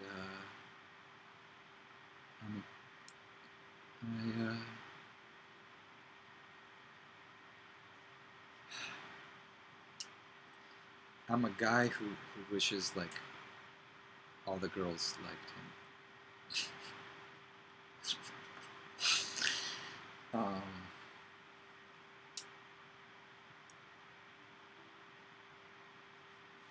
Yeah, that's it. Do you want to keep going? It's fun. Okay. It's hard though, right? It's like, Yeah. I'm like shaking on the inside. Oh yeah, me too. I mean, it's so hard when you're talking. We could have like a little break where we talk about what that's like. Okay, let's take a little break. Yeah, that's like so. So I yeah, mean, what did you think of? Yeah. I love listening to your answers or to what you said. Like I felt like, whoa, like I felt more, like I hadn't been being real with you like this entire talk until we started talking now. And I was like, whoa, or like this is what I like to be listening to talk about. I felt like a lot more comfortable. I feel like I know you more, and like it was really cool to learn. And I felt like really scared when I was talking. I like just felt like so. Sometimes I felt like, yeah, I'm like doing great, but then I would say something about like what I was, and somebody like talk. I don't know. It was like a kind of awareness. I was feeling that too when I was. I think I was feeling the same thing when I would be I would be saying something and be like, what the fuck am I trying to? Why am I trying to express that? Like, why is that who I am? Yeah. I think that's part of the process. Is like you just got to dig this stuff out, or something. Because like, and I think that might be part of what it is. Like you're just digging stuff out and just get out what. I was sort of like when I first started at the seminar thing, and I was like, at the beginning, I was just like, I don't know how to do this, and like I had to like kind of leave the room and like talk to somebody, and just be like, I don't get it. Could you explain it like better to me? And that was kind of the advice. Is just like whatever's there, just whatever's there. Just let that out. Whatever's there is fine to get out. It doesn't have to be like there's no qualification for what's good enough. to come out? Wow. I mean, that's a lot like psychoanalysis. I haven't done any therapy. I want to like do. It's like that though. Yeah. I think it's like pretty much straight up like what Lacanian stuff is. Like, that one is all about like therapists or analysts or whatever. Like, just basically says like maybe a few like guiding words, but you mostly talk. And like sometimes like it can be like they can make you leave after like 15 minutes or something. Like, and they won't tell you why. The therapist can end the session? Yeah. Yeah. Isn't that a ripoff? Because like you paid for like an hour? Yeah, like I don't know. That might just be like what the guy who started this kind of therapy that I don't think a lot of people practice. I think he might have. He was a weird guy. Okay. At the time. Huh. And he would sometimes like say, "Okay, this person is done that." I don't think he would do that. I don't really know. Like, yeah. But except for like it is like just a free association. Like, yeah. but yeah, aimed at like trying to like dig out the stuff and to see what's there. Just to see what's there. Yeah, that's like that can be the block with writing. I've felt a lot too. Is just like you don't want to let out just what was there, like it wasn't good enough. Yeah. And then you just feel blocked, like because you do have something there to get out, but it's not like what you wish you were getting out. Like you wish you were writing like Tolstoy or whatever, but like you can't, and I don't know. So yeah, maybe it's good for us just like I think let out whatever is there. Yeah. That's the only way to move forward is like just to move past what's already there. Yeah. Yeah. Or like that thing that you and I both described of like being like, why am I talking about that? That's not really like that. Like that's like do you think that's just an effect of the exercise, or do you like what do you think that like what does that mean to you? When we're in that moment where we're like, why am I saying that? Yeah. Or like how did I get to be describing this? Like right. Wait, ask me again. well, I guess I mean for me that happened with a couple things. It would be like a different this that I was like describing, and I would catch myself and be like, "Why am I talking about this?" Like, yeah, right. Is this who I am? Like, why is that my answer to the question? That would be my feeling. Is like, is that who I am? Why am I describing? It's not who I am. It's just a thing I thought of to try to come up with something. Yeah. I mean, I feel like part of it, like, well, part of me feels like I'm also trying to like come up with something. Like when I'm listening to your answer, like I'm like, oh, there we go. I got something. I'm ready. Like for when it's my turn. And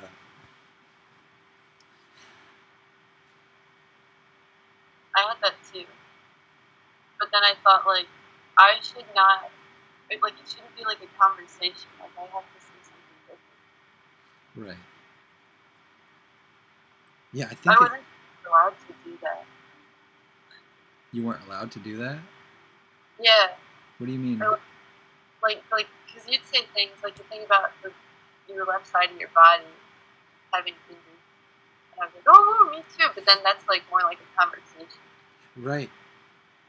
That's crazy. Wait, so you're like, I have scars. Like, it's always my left side that gets like scar. You too? Yeah. That's weird. Okay. Arm, my left ankle, my left. Well, actually, I had my first right arm injury. Recently? Yeah, like 3 years ago. Okay. Yeah. Well, oh yeah, dog bit my left eyeball. Under eyeball. What happened to your eyeball?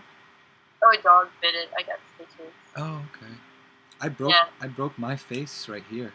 You can't like tell, but it's still like broken. Oh no. Yeah, I have like I'll have to get surgery or something. I don't know, but like I'm just letting it be. But I was on a date, and well, like I had gotten rear-ended like not too long, like just a couple weeks before this thing happened, and I was getting lightheaded from like I got rear-ended really hard, and I was like having these kind of lightheaded spells. And I was on this date, and I hadn't even drunk very much. I was just drinking cider, and I had like a rush of blood feeling to the head and lightheadedness, and I just like woke up like on the floor and with complete like broken face like right here, and like had to go to the hospital and stuff, and like it was like a whole thing. Oh my god. Yeah. So it's like really weird, like, and I have scars on my left side. It's always my left side. It's the left side When did that happen? in February this year. Wow. Yeah. Wow. So like you broke your face. You mean like a Yeah, this orbital bone is like pushed down, like there's the bone right. I could push it on this side, but here it's like not there. It's like inside there, and it's kind of pushing like these teeth. Feel weird? It's like inside there. Yeah. it hurt? It does. You know the weird thing is, it never hurt. It's just been numb. It was like first it was like paralyzed and numb, and I was like, oh my god, I'm just gonna have like a numb face for the rest of my life or whatever. It's just like paralyzed. It was like that for like a month, and then slowly sort of came back, and then it was like just my teeth were numb, and now they sort of I can feel them, but like I can still feel something like I think pushing on like this fang like up here. Something's going on. Yeah. Go get checked out. Yeah. I know. I need to get a job with health insurance. Oh yeah. Me too. It sucks.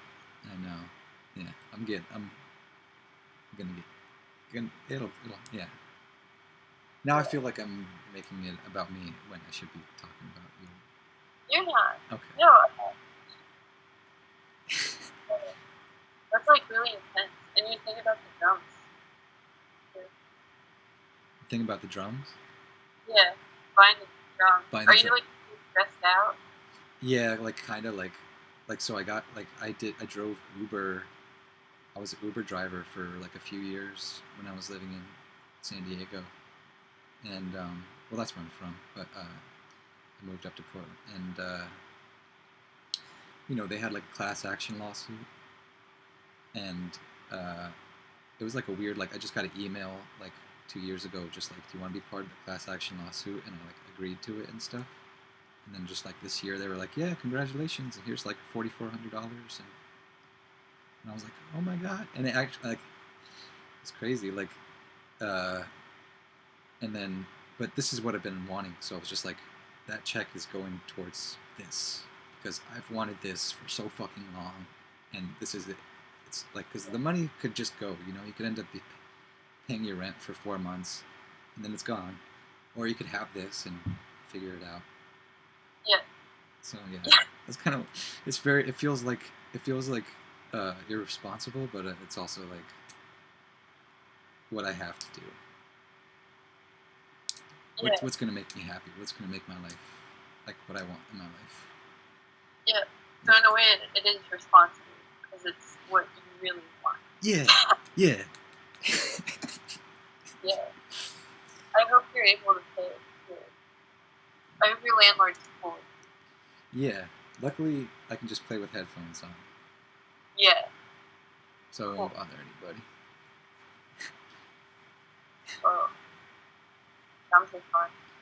Yeah. I saw you doing some. You had like a YouTube video where you were like drumming on stuff. You like to play drums too? Yeah, well, I mean, like, I just do, like, in the car and stuff. Yeah, me too. On the steering wheel. Or... Yeah. Yeah, in the crash and stuff. Yeah. Yeah. It'd be fun to live in a place where, like, I could have a drum set. That's, like, one of the things, one of my little, like, goals of life. Like, I don't know where all this is leading me, but probably to a house somewhere where I can have a drum set. Right on. Yeah. Hell yeah. Yeah. Yeah, They're yeah. real. Me too. Yeah. I don't know if you saw the podcast I did with Sam Pink, but I had a whole story in there that I should tell the whole thing. But like, I worked at a rehearsal studio where they had drums, and I worked there so I could play the drums all the time. And the owner fired me, and then to get revenge, I snuck in there and stole. I knew that they kept a key under the front desk, taped under the front desk for emergencies, so I went there and nobody was there, so I went and grabbed the key, and for 2 years I went there at night and played the drums at night, until one night when he saw me on the cameras and called the police and stuff. The whole story's on the Sam Pink podcast if you want. Oh, no. But yeah. And That's a good way to go down. it was. Actually, everything worked out really good. It was all really beautiful. And I posted a live blog just the other day, but it was from when I got back home from the whole thing, because I got to come back home. Like, I had weed in my backpack, all this stuff. I was recording the whole thing in the room, so I have the recording of the whole thing. And, Wow. and Like the props and stuff. yeah, and there was Wow. dogs and stuff that they had. Yeah, and like, and after they took me out of the room, the cops like go on the drum set and like hit a few little ditties and stuff. Like, hey Joe, you play drums, right? Like, yeah. You know, it does like a quick little thing. And yeah. And it's the whole appeal of a drum set. Probably not for people. They're just fun. They are. It's like the best exercise. Yeah. Yeah. It's cool to be able to like work your right and left side. Yeah, it's like a creative exercise. Yeah. Yeah. And like a Probably- creative physical exercise. Like you're using your mind and your body. Yeah. Yeah. Yeah. Yeah. And so yeah, I made a lot. Like when I got home from that, I just like was like, I need a document, so I just turned the thing on here and just tried to tell the story there. So the story's also there on YouTube if anybody wants to go see that. That's also there on YouTube. Yeah. I'll check it out. Yeah.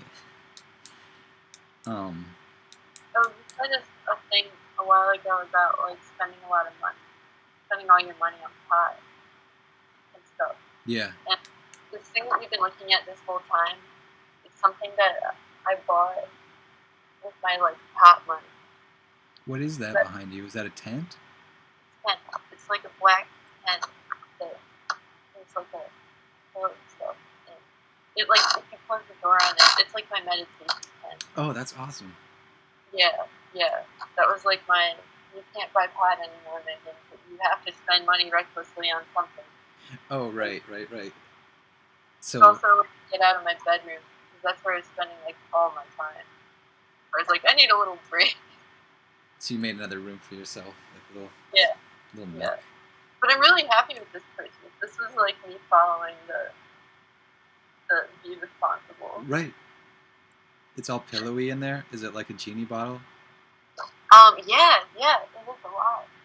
I got like a little twin size like the cheapest like gel memory foam bed mattress. Yeah. Yeah, like blankets. And, yeah, it's a really cool tent. It looks comfortable. Yeah, I just think it's something.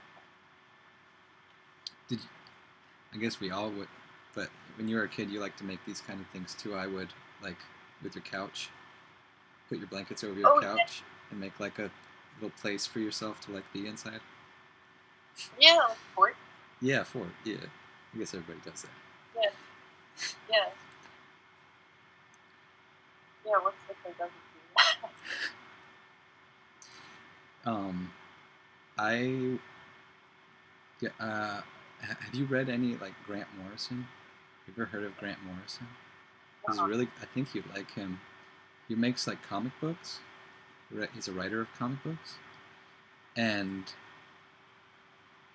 there's this really awesome like talk he did that you can find on YouTube. It'll probably be like the first thing. He's wearing like a black trench coat, and he's speaking at this like conference where like Robert Anton Wilson or like Terrence McKenna would kind of like speak at or something like that, like one of those sort of things. And he was like talking about sigil magic and stuff. That's sort of what got me into it. But then he also talks about this really cool concept that I like to keep thinking about, which is like, well, he had an experience where, like, I don't know, he was like visited by aliens or spirits or whatever, and they showed him what life was or whatever, and they took him out of the time dimension, and they showed like that there are these beings outside the time dimension, and like they use our universe, it's as this dimension of time, to grow their young, because outside of the dimension of time everything is unchanging and permanent, so they need a space where they can like change and grow things, so they use our universe as a place to grow larvae.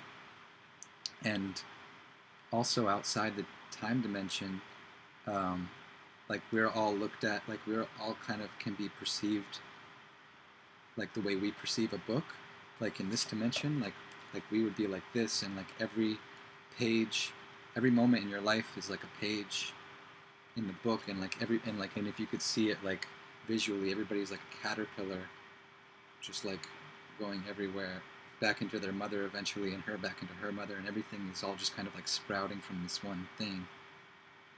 Whoa! Yeah, right? Oh my God. I feel like that's correct. I feel like it's true, right? I mean, that seems completely like, doesn't seem like there's a slip up in the logic there. Like, yeah, that's totally what it would be like. Every moment in your life is like, I don't know. Yeah, that's it, what I said. Yeah, like a page. Or Yeah. like a, oh man. Then Or what like a was, sentence or whatever, yeah. Yeah. Yeah. Then like the present moment is like your cursor or something. Yeah, where you can move around, yeah. Yeah. And choose where you want to go. Yeah. Yeah. But then also, like, by doing LiveBlog, you like that Carl Sagan thing where he makes like a fourth dimensional model inside the third dimension. Have you seen that thing where it's like a cube inside of a cube? No. Carl Sagan, like if you search on YouTube, like Carl Sagan fourth dimension, you'll probably find it. But he's like trying to explain the fourth dimension, and he goes like in the stages of dimensions. And so we got the cube in the third dimension, but we don't really have something physical that could explain what the fourth dimensional cube would be like. So it's kind of like a cube within a cube. But LiveBlog is kind of like that. It's like a fourth dimension, like, because you're just like putting everything in your life into the book, like every moment. You know what I'm saying? Yeah. I kind of do. Yeah. Yeah. I feel like though it would be more like 'cause that's like an expansive and generous way of thinking about that. Like maybe the idea of the project would be something like that, but what it actually is like a little section of the caterpillar that became my life, but like in a microscope, like, because I have like the live blog, that's like the text that happens in it, but I also have like the experience of it, which seems maybe it's the undescribable experience, which is more like the cube within the cube of it, like the thing that will always kind of be there with me like throughout time. Right. But like you can't really. But nobody else has that but you. Yeah.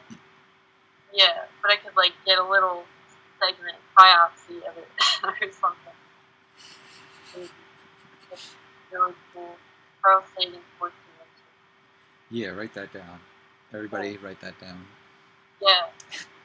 I'm reading this book Flatland by I forget his name. It's like really hard to read for me. What's it about? It's about a land of two-dimensional beings. That one of it's told by the first one that experiences the third dimension. Whoa, cool. Yeah, but you have to do like a lot of like mathy type thinking. You're like, okay, these guys only point southward, and I don't know. It's kind of very wordy. I have to like get out of the third dimension, and if I understand the second dimension, I can see where I am in the third dimension. Yeah. It gets like convoluted, or like. Yeah, I think I just don't have like a brain that like really like latches on to like logic really well.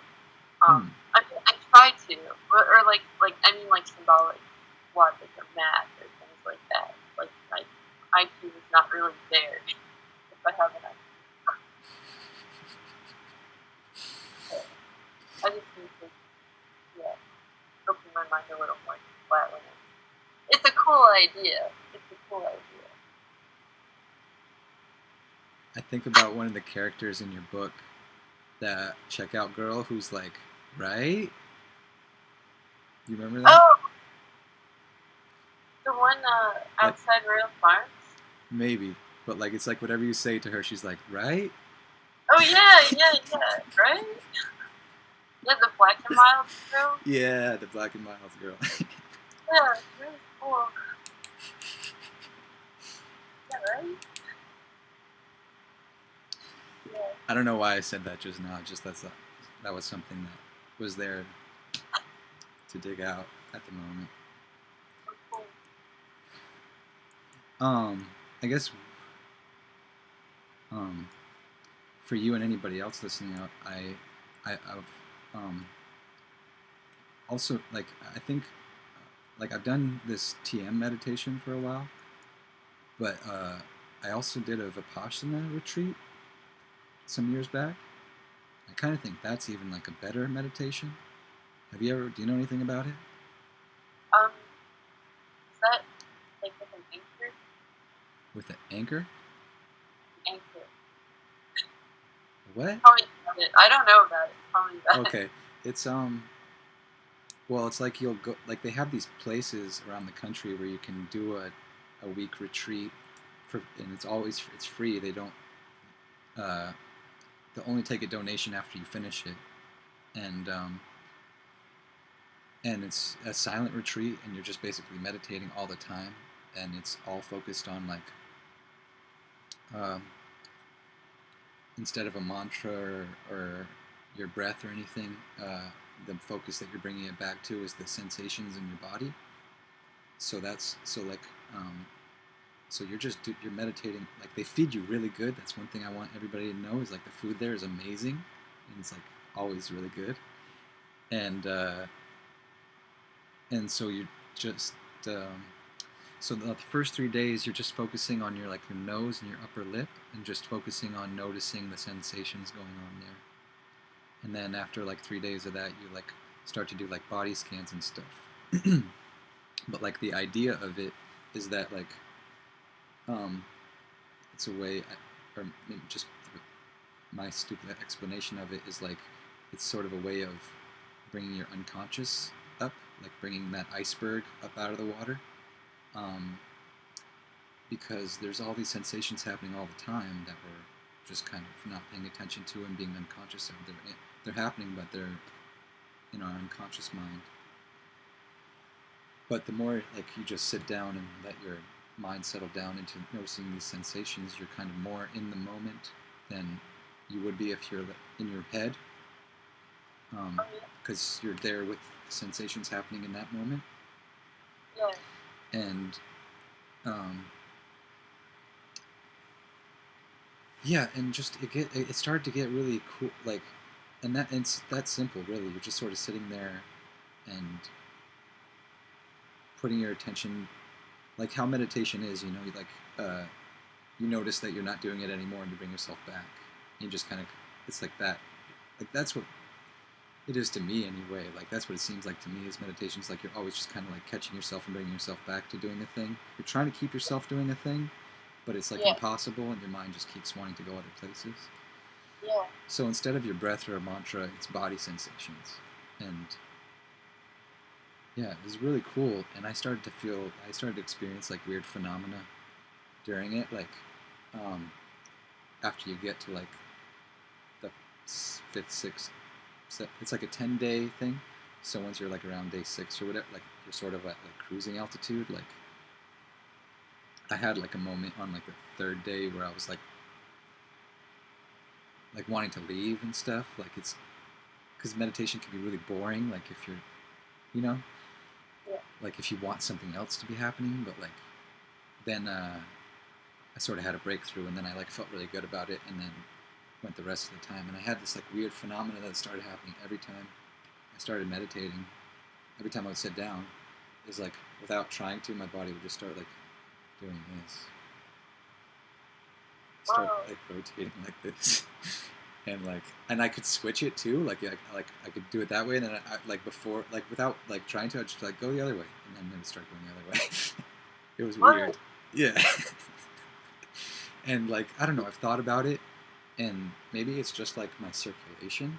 Maybe just like I'm getting really sensitive to the circulation going through my body, and that's just like the blood pumping through one side and coming up. But I don't know. Whoa. And so yeah, that's something I'd just like to throw out there for anybody thinking about meditation or wanting to deepen meditation, is like to try Vipassana, because it's just like, it's free. It's like the real deal. Like you'll definitely like either leave on the third day, or you'll like go through it and like have a great experience. Or maybe there's some other options too, but like, yeah. So yeah, just want to throw that out there. Yeah, the more you know. No, that sounds really cool. That's like, that's cool that it's free. Yeah. And that it's free till the end. I definitely want to do like some kind of like silent retreat, or yeah, like, so does anybody like guide you, or do you just like kind of know, you read about it before you go, or Did I know about it before? does somebody like guide you through the meditation? Oh yeah. So like so yeah, like this, the way it seems to be is like this is actually the one teaching the historical Buddha gave to people that has been carried on. Like this guy from India came in.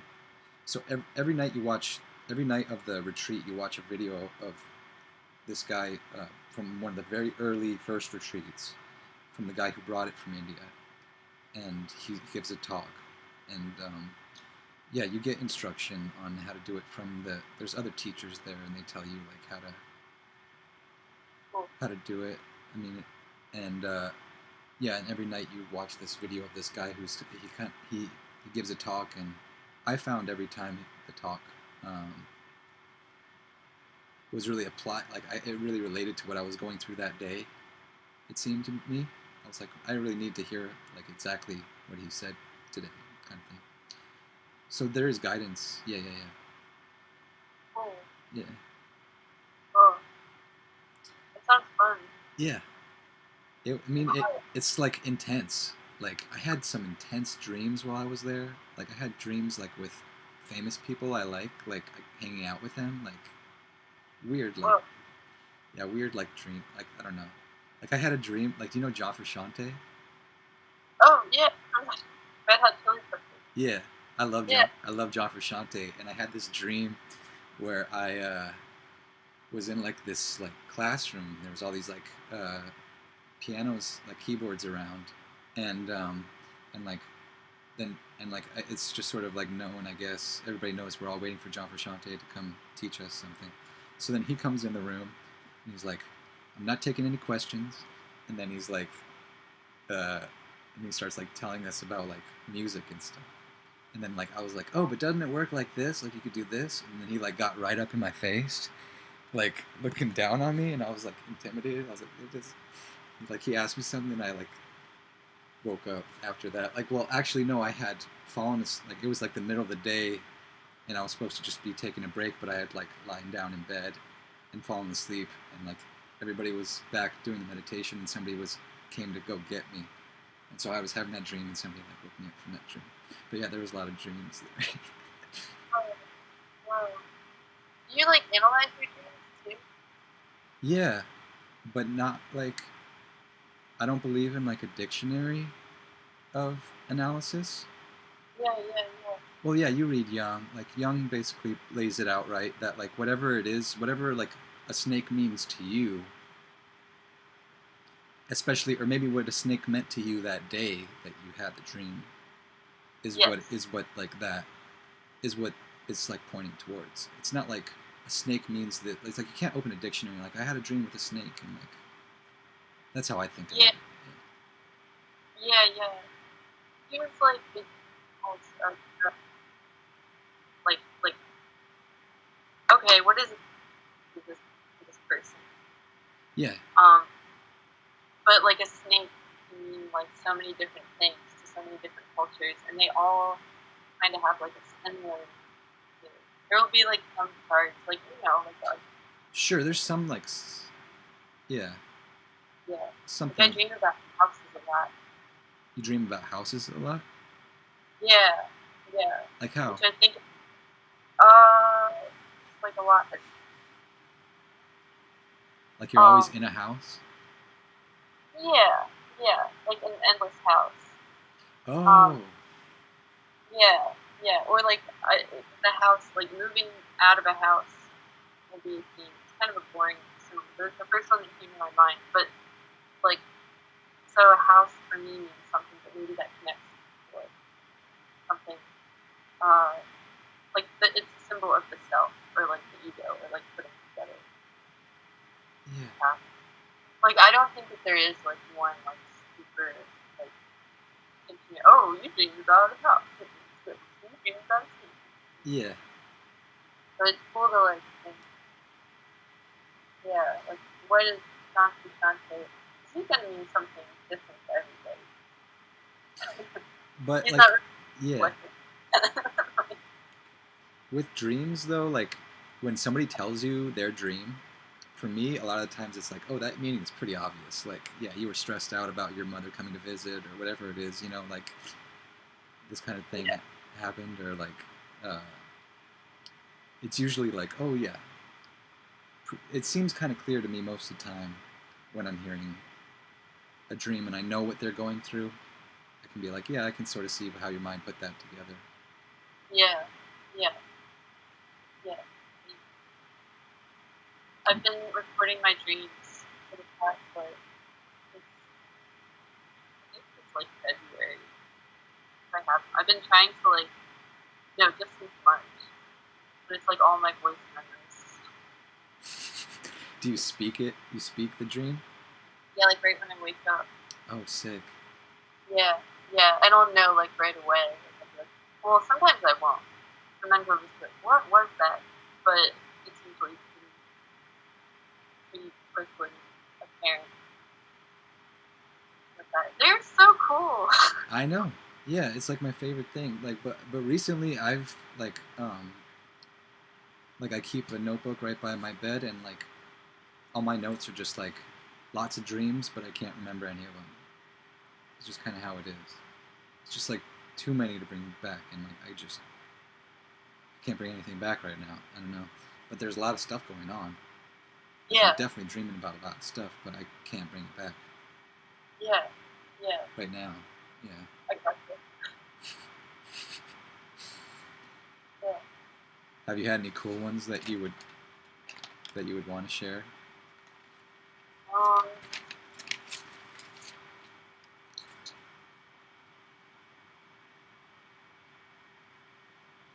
One where a figure that was like Hitler, who was another person in my life, like switching in and out, had me and a whole bunch, like a bunch of refugees. I was one of them. Like he gathered all of us together in this mansion, and this was gonna be like, we're finally okay. Like, he's gonna liberate us and stuff. Hitler? But, the Hitler person? Yeah, the Hitler person. It was like his new. Well, it was a plan, because it was like, oh, you'll come here to this mansion and stuff. But then it was like a terrible genocide. Like, I was just watching these horrible scenes of like torture, and the person was like, also, I couldn't believe, because I had a personal relation to them. I'm not gonna say who it is, but I was just like, oh, fuck, like he really wanted me. He wants me to die, and I had like a little sister, and I was like, no, we're gonna be safe. And I like went to this closet, and I like waited all throughout the night and just like watched. Like I could see like what was going on. I woke up and there were just like bodies everywhere and the smell of like death and like Wow. just that like cold like morning sky and just like blood, and I was like, I can't believe I fell for it. Holy shit. Yeah. That's an intense dream. It's super intense. That's like the most. That's the one I think about often. Yeah. Do you have, I mean, that sounds almost like a nightmare, but like, maybe not. Yeah, it felt horrible to wake up from, but I was really glad to be awake. But I wasn't like in like terrors, like nightmare terrors about it. You were just like, ugh. Maybe like just kind of like, where did that come from? Yeah. It's like, I can't believe that was my life. Do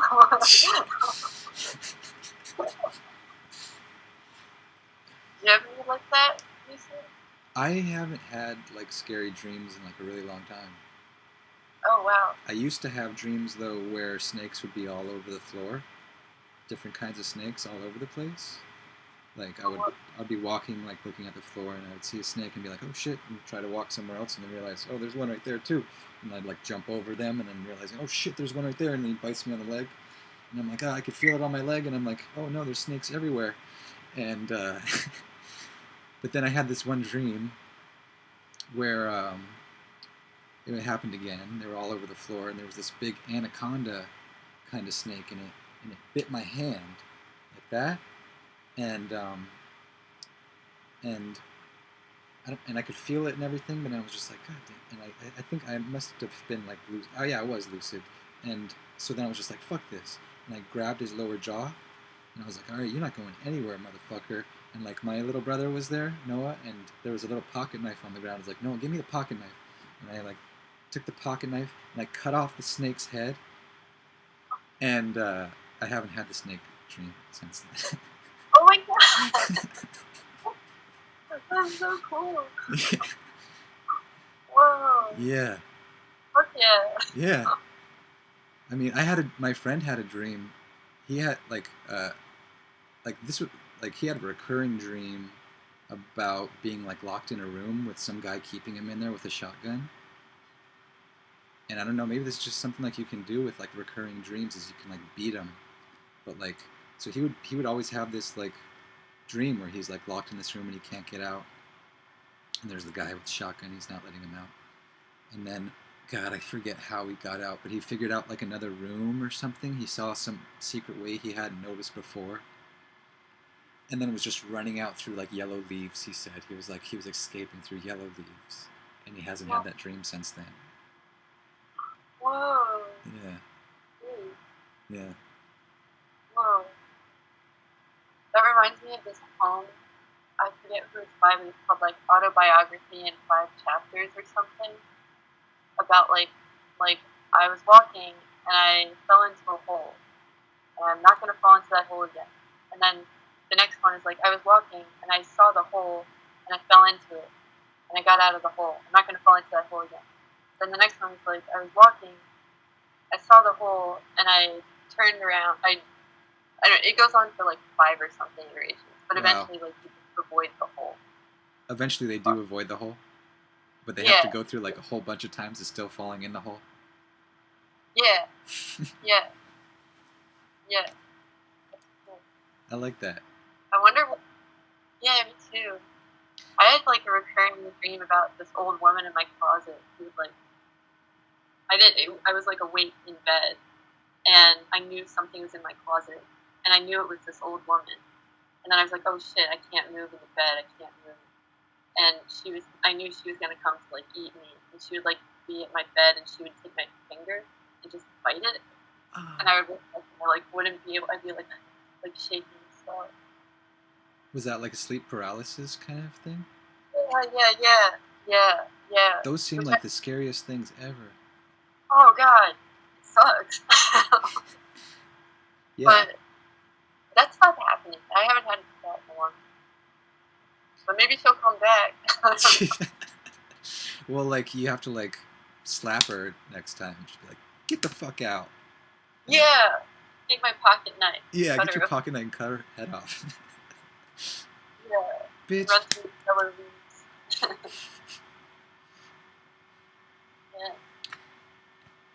Yeah. Am I going? Has this gone on too long? Well, I have to pee. Yeah. I should probably get going. Yeah. Like 11:30. I think you've been very generous with your time, and Oh, this has been really fun. yeah, I liked it a lot. I'm like super happy I got to talk to you. Yeah, me too. This is great. I want to wish you a happy birthday next week. I saw that it was your birthday. I googled you and I saw it was your birthday, so I want to wish you a happy birthday. And yeah, thank you for doing this with me. I'll let you go take a pee. Yeah, thanks. Thanks a lot, Ramsey. Thank you, Megan. Yeah. If you want to ever talk and like do the Dyads thing, do that. It seems like a You fun. want to do it? Okay. Yeah, I'd be down to do it again. Cool. And if you're ever in Portland, like hit me up. Yeah, let's hang out. Yeah, same here in Baltimore. Cool. Awesome. Thank you. Good luck with your drums and your landlord too. Thank you. All right. Love you. Bye. Goodbye.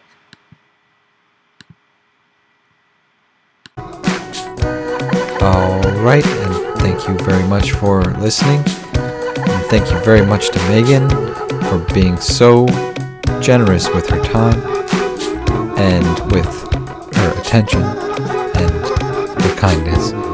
And thank you to you for listening. And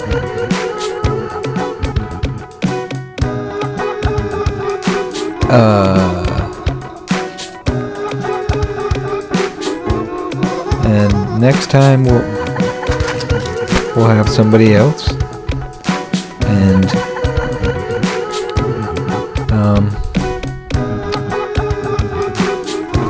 we should just like, I'm just trying to think.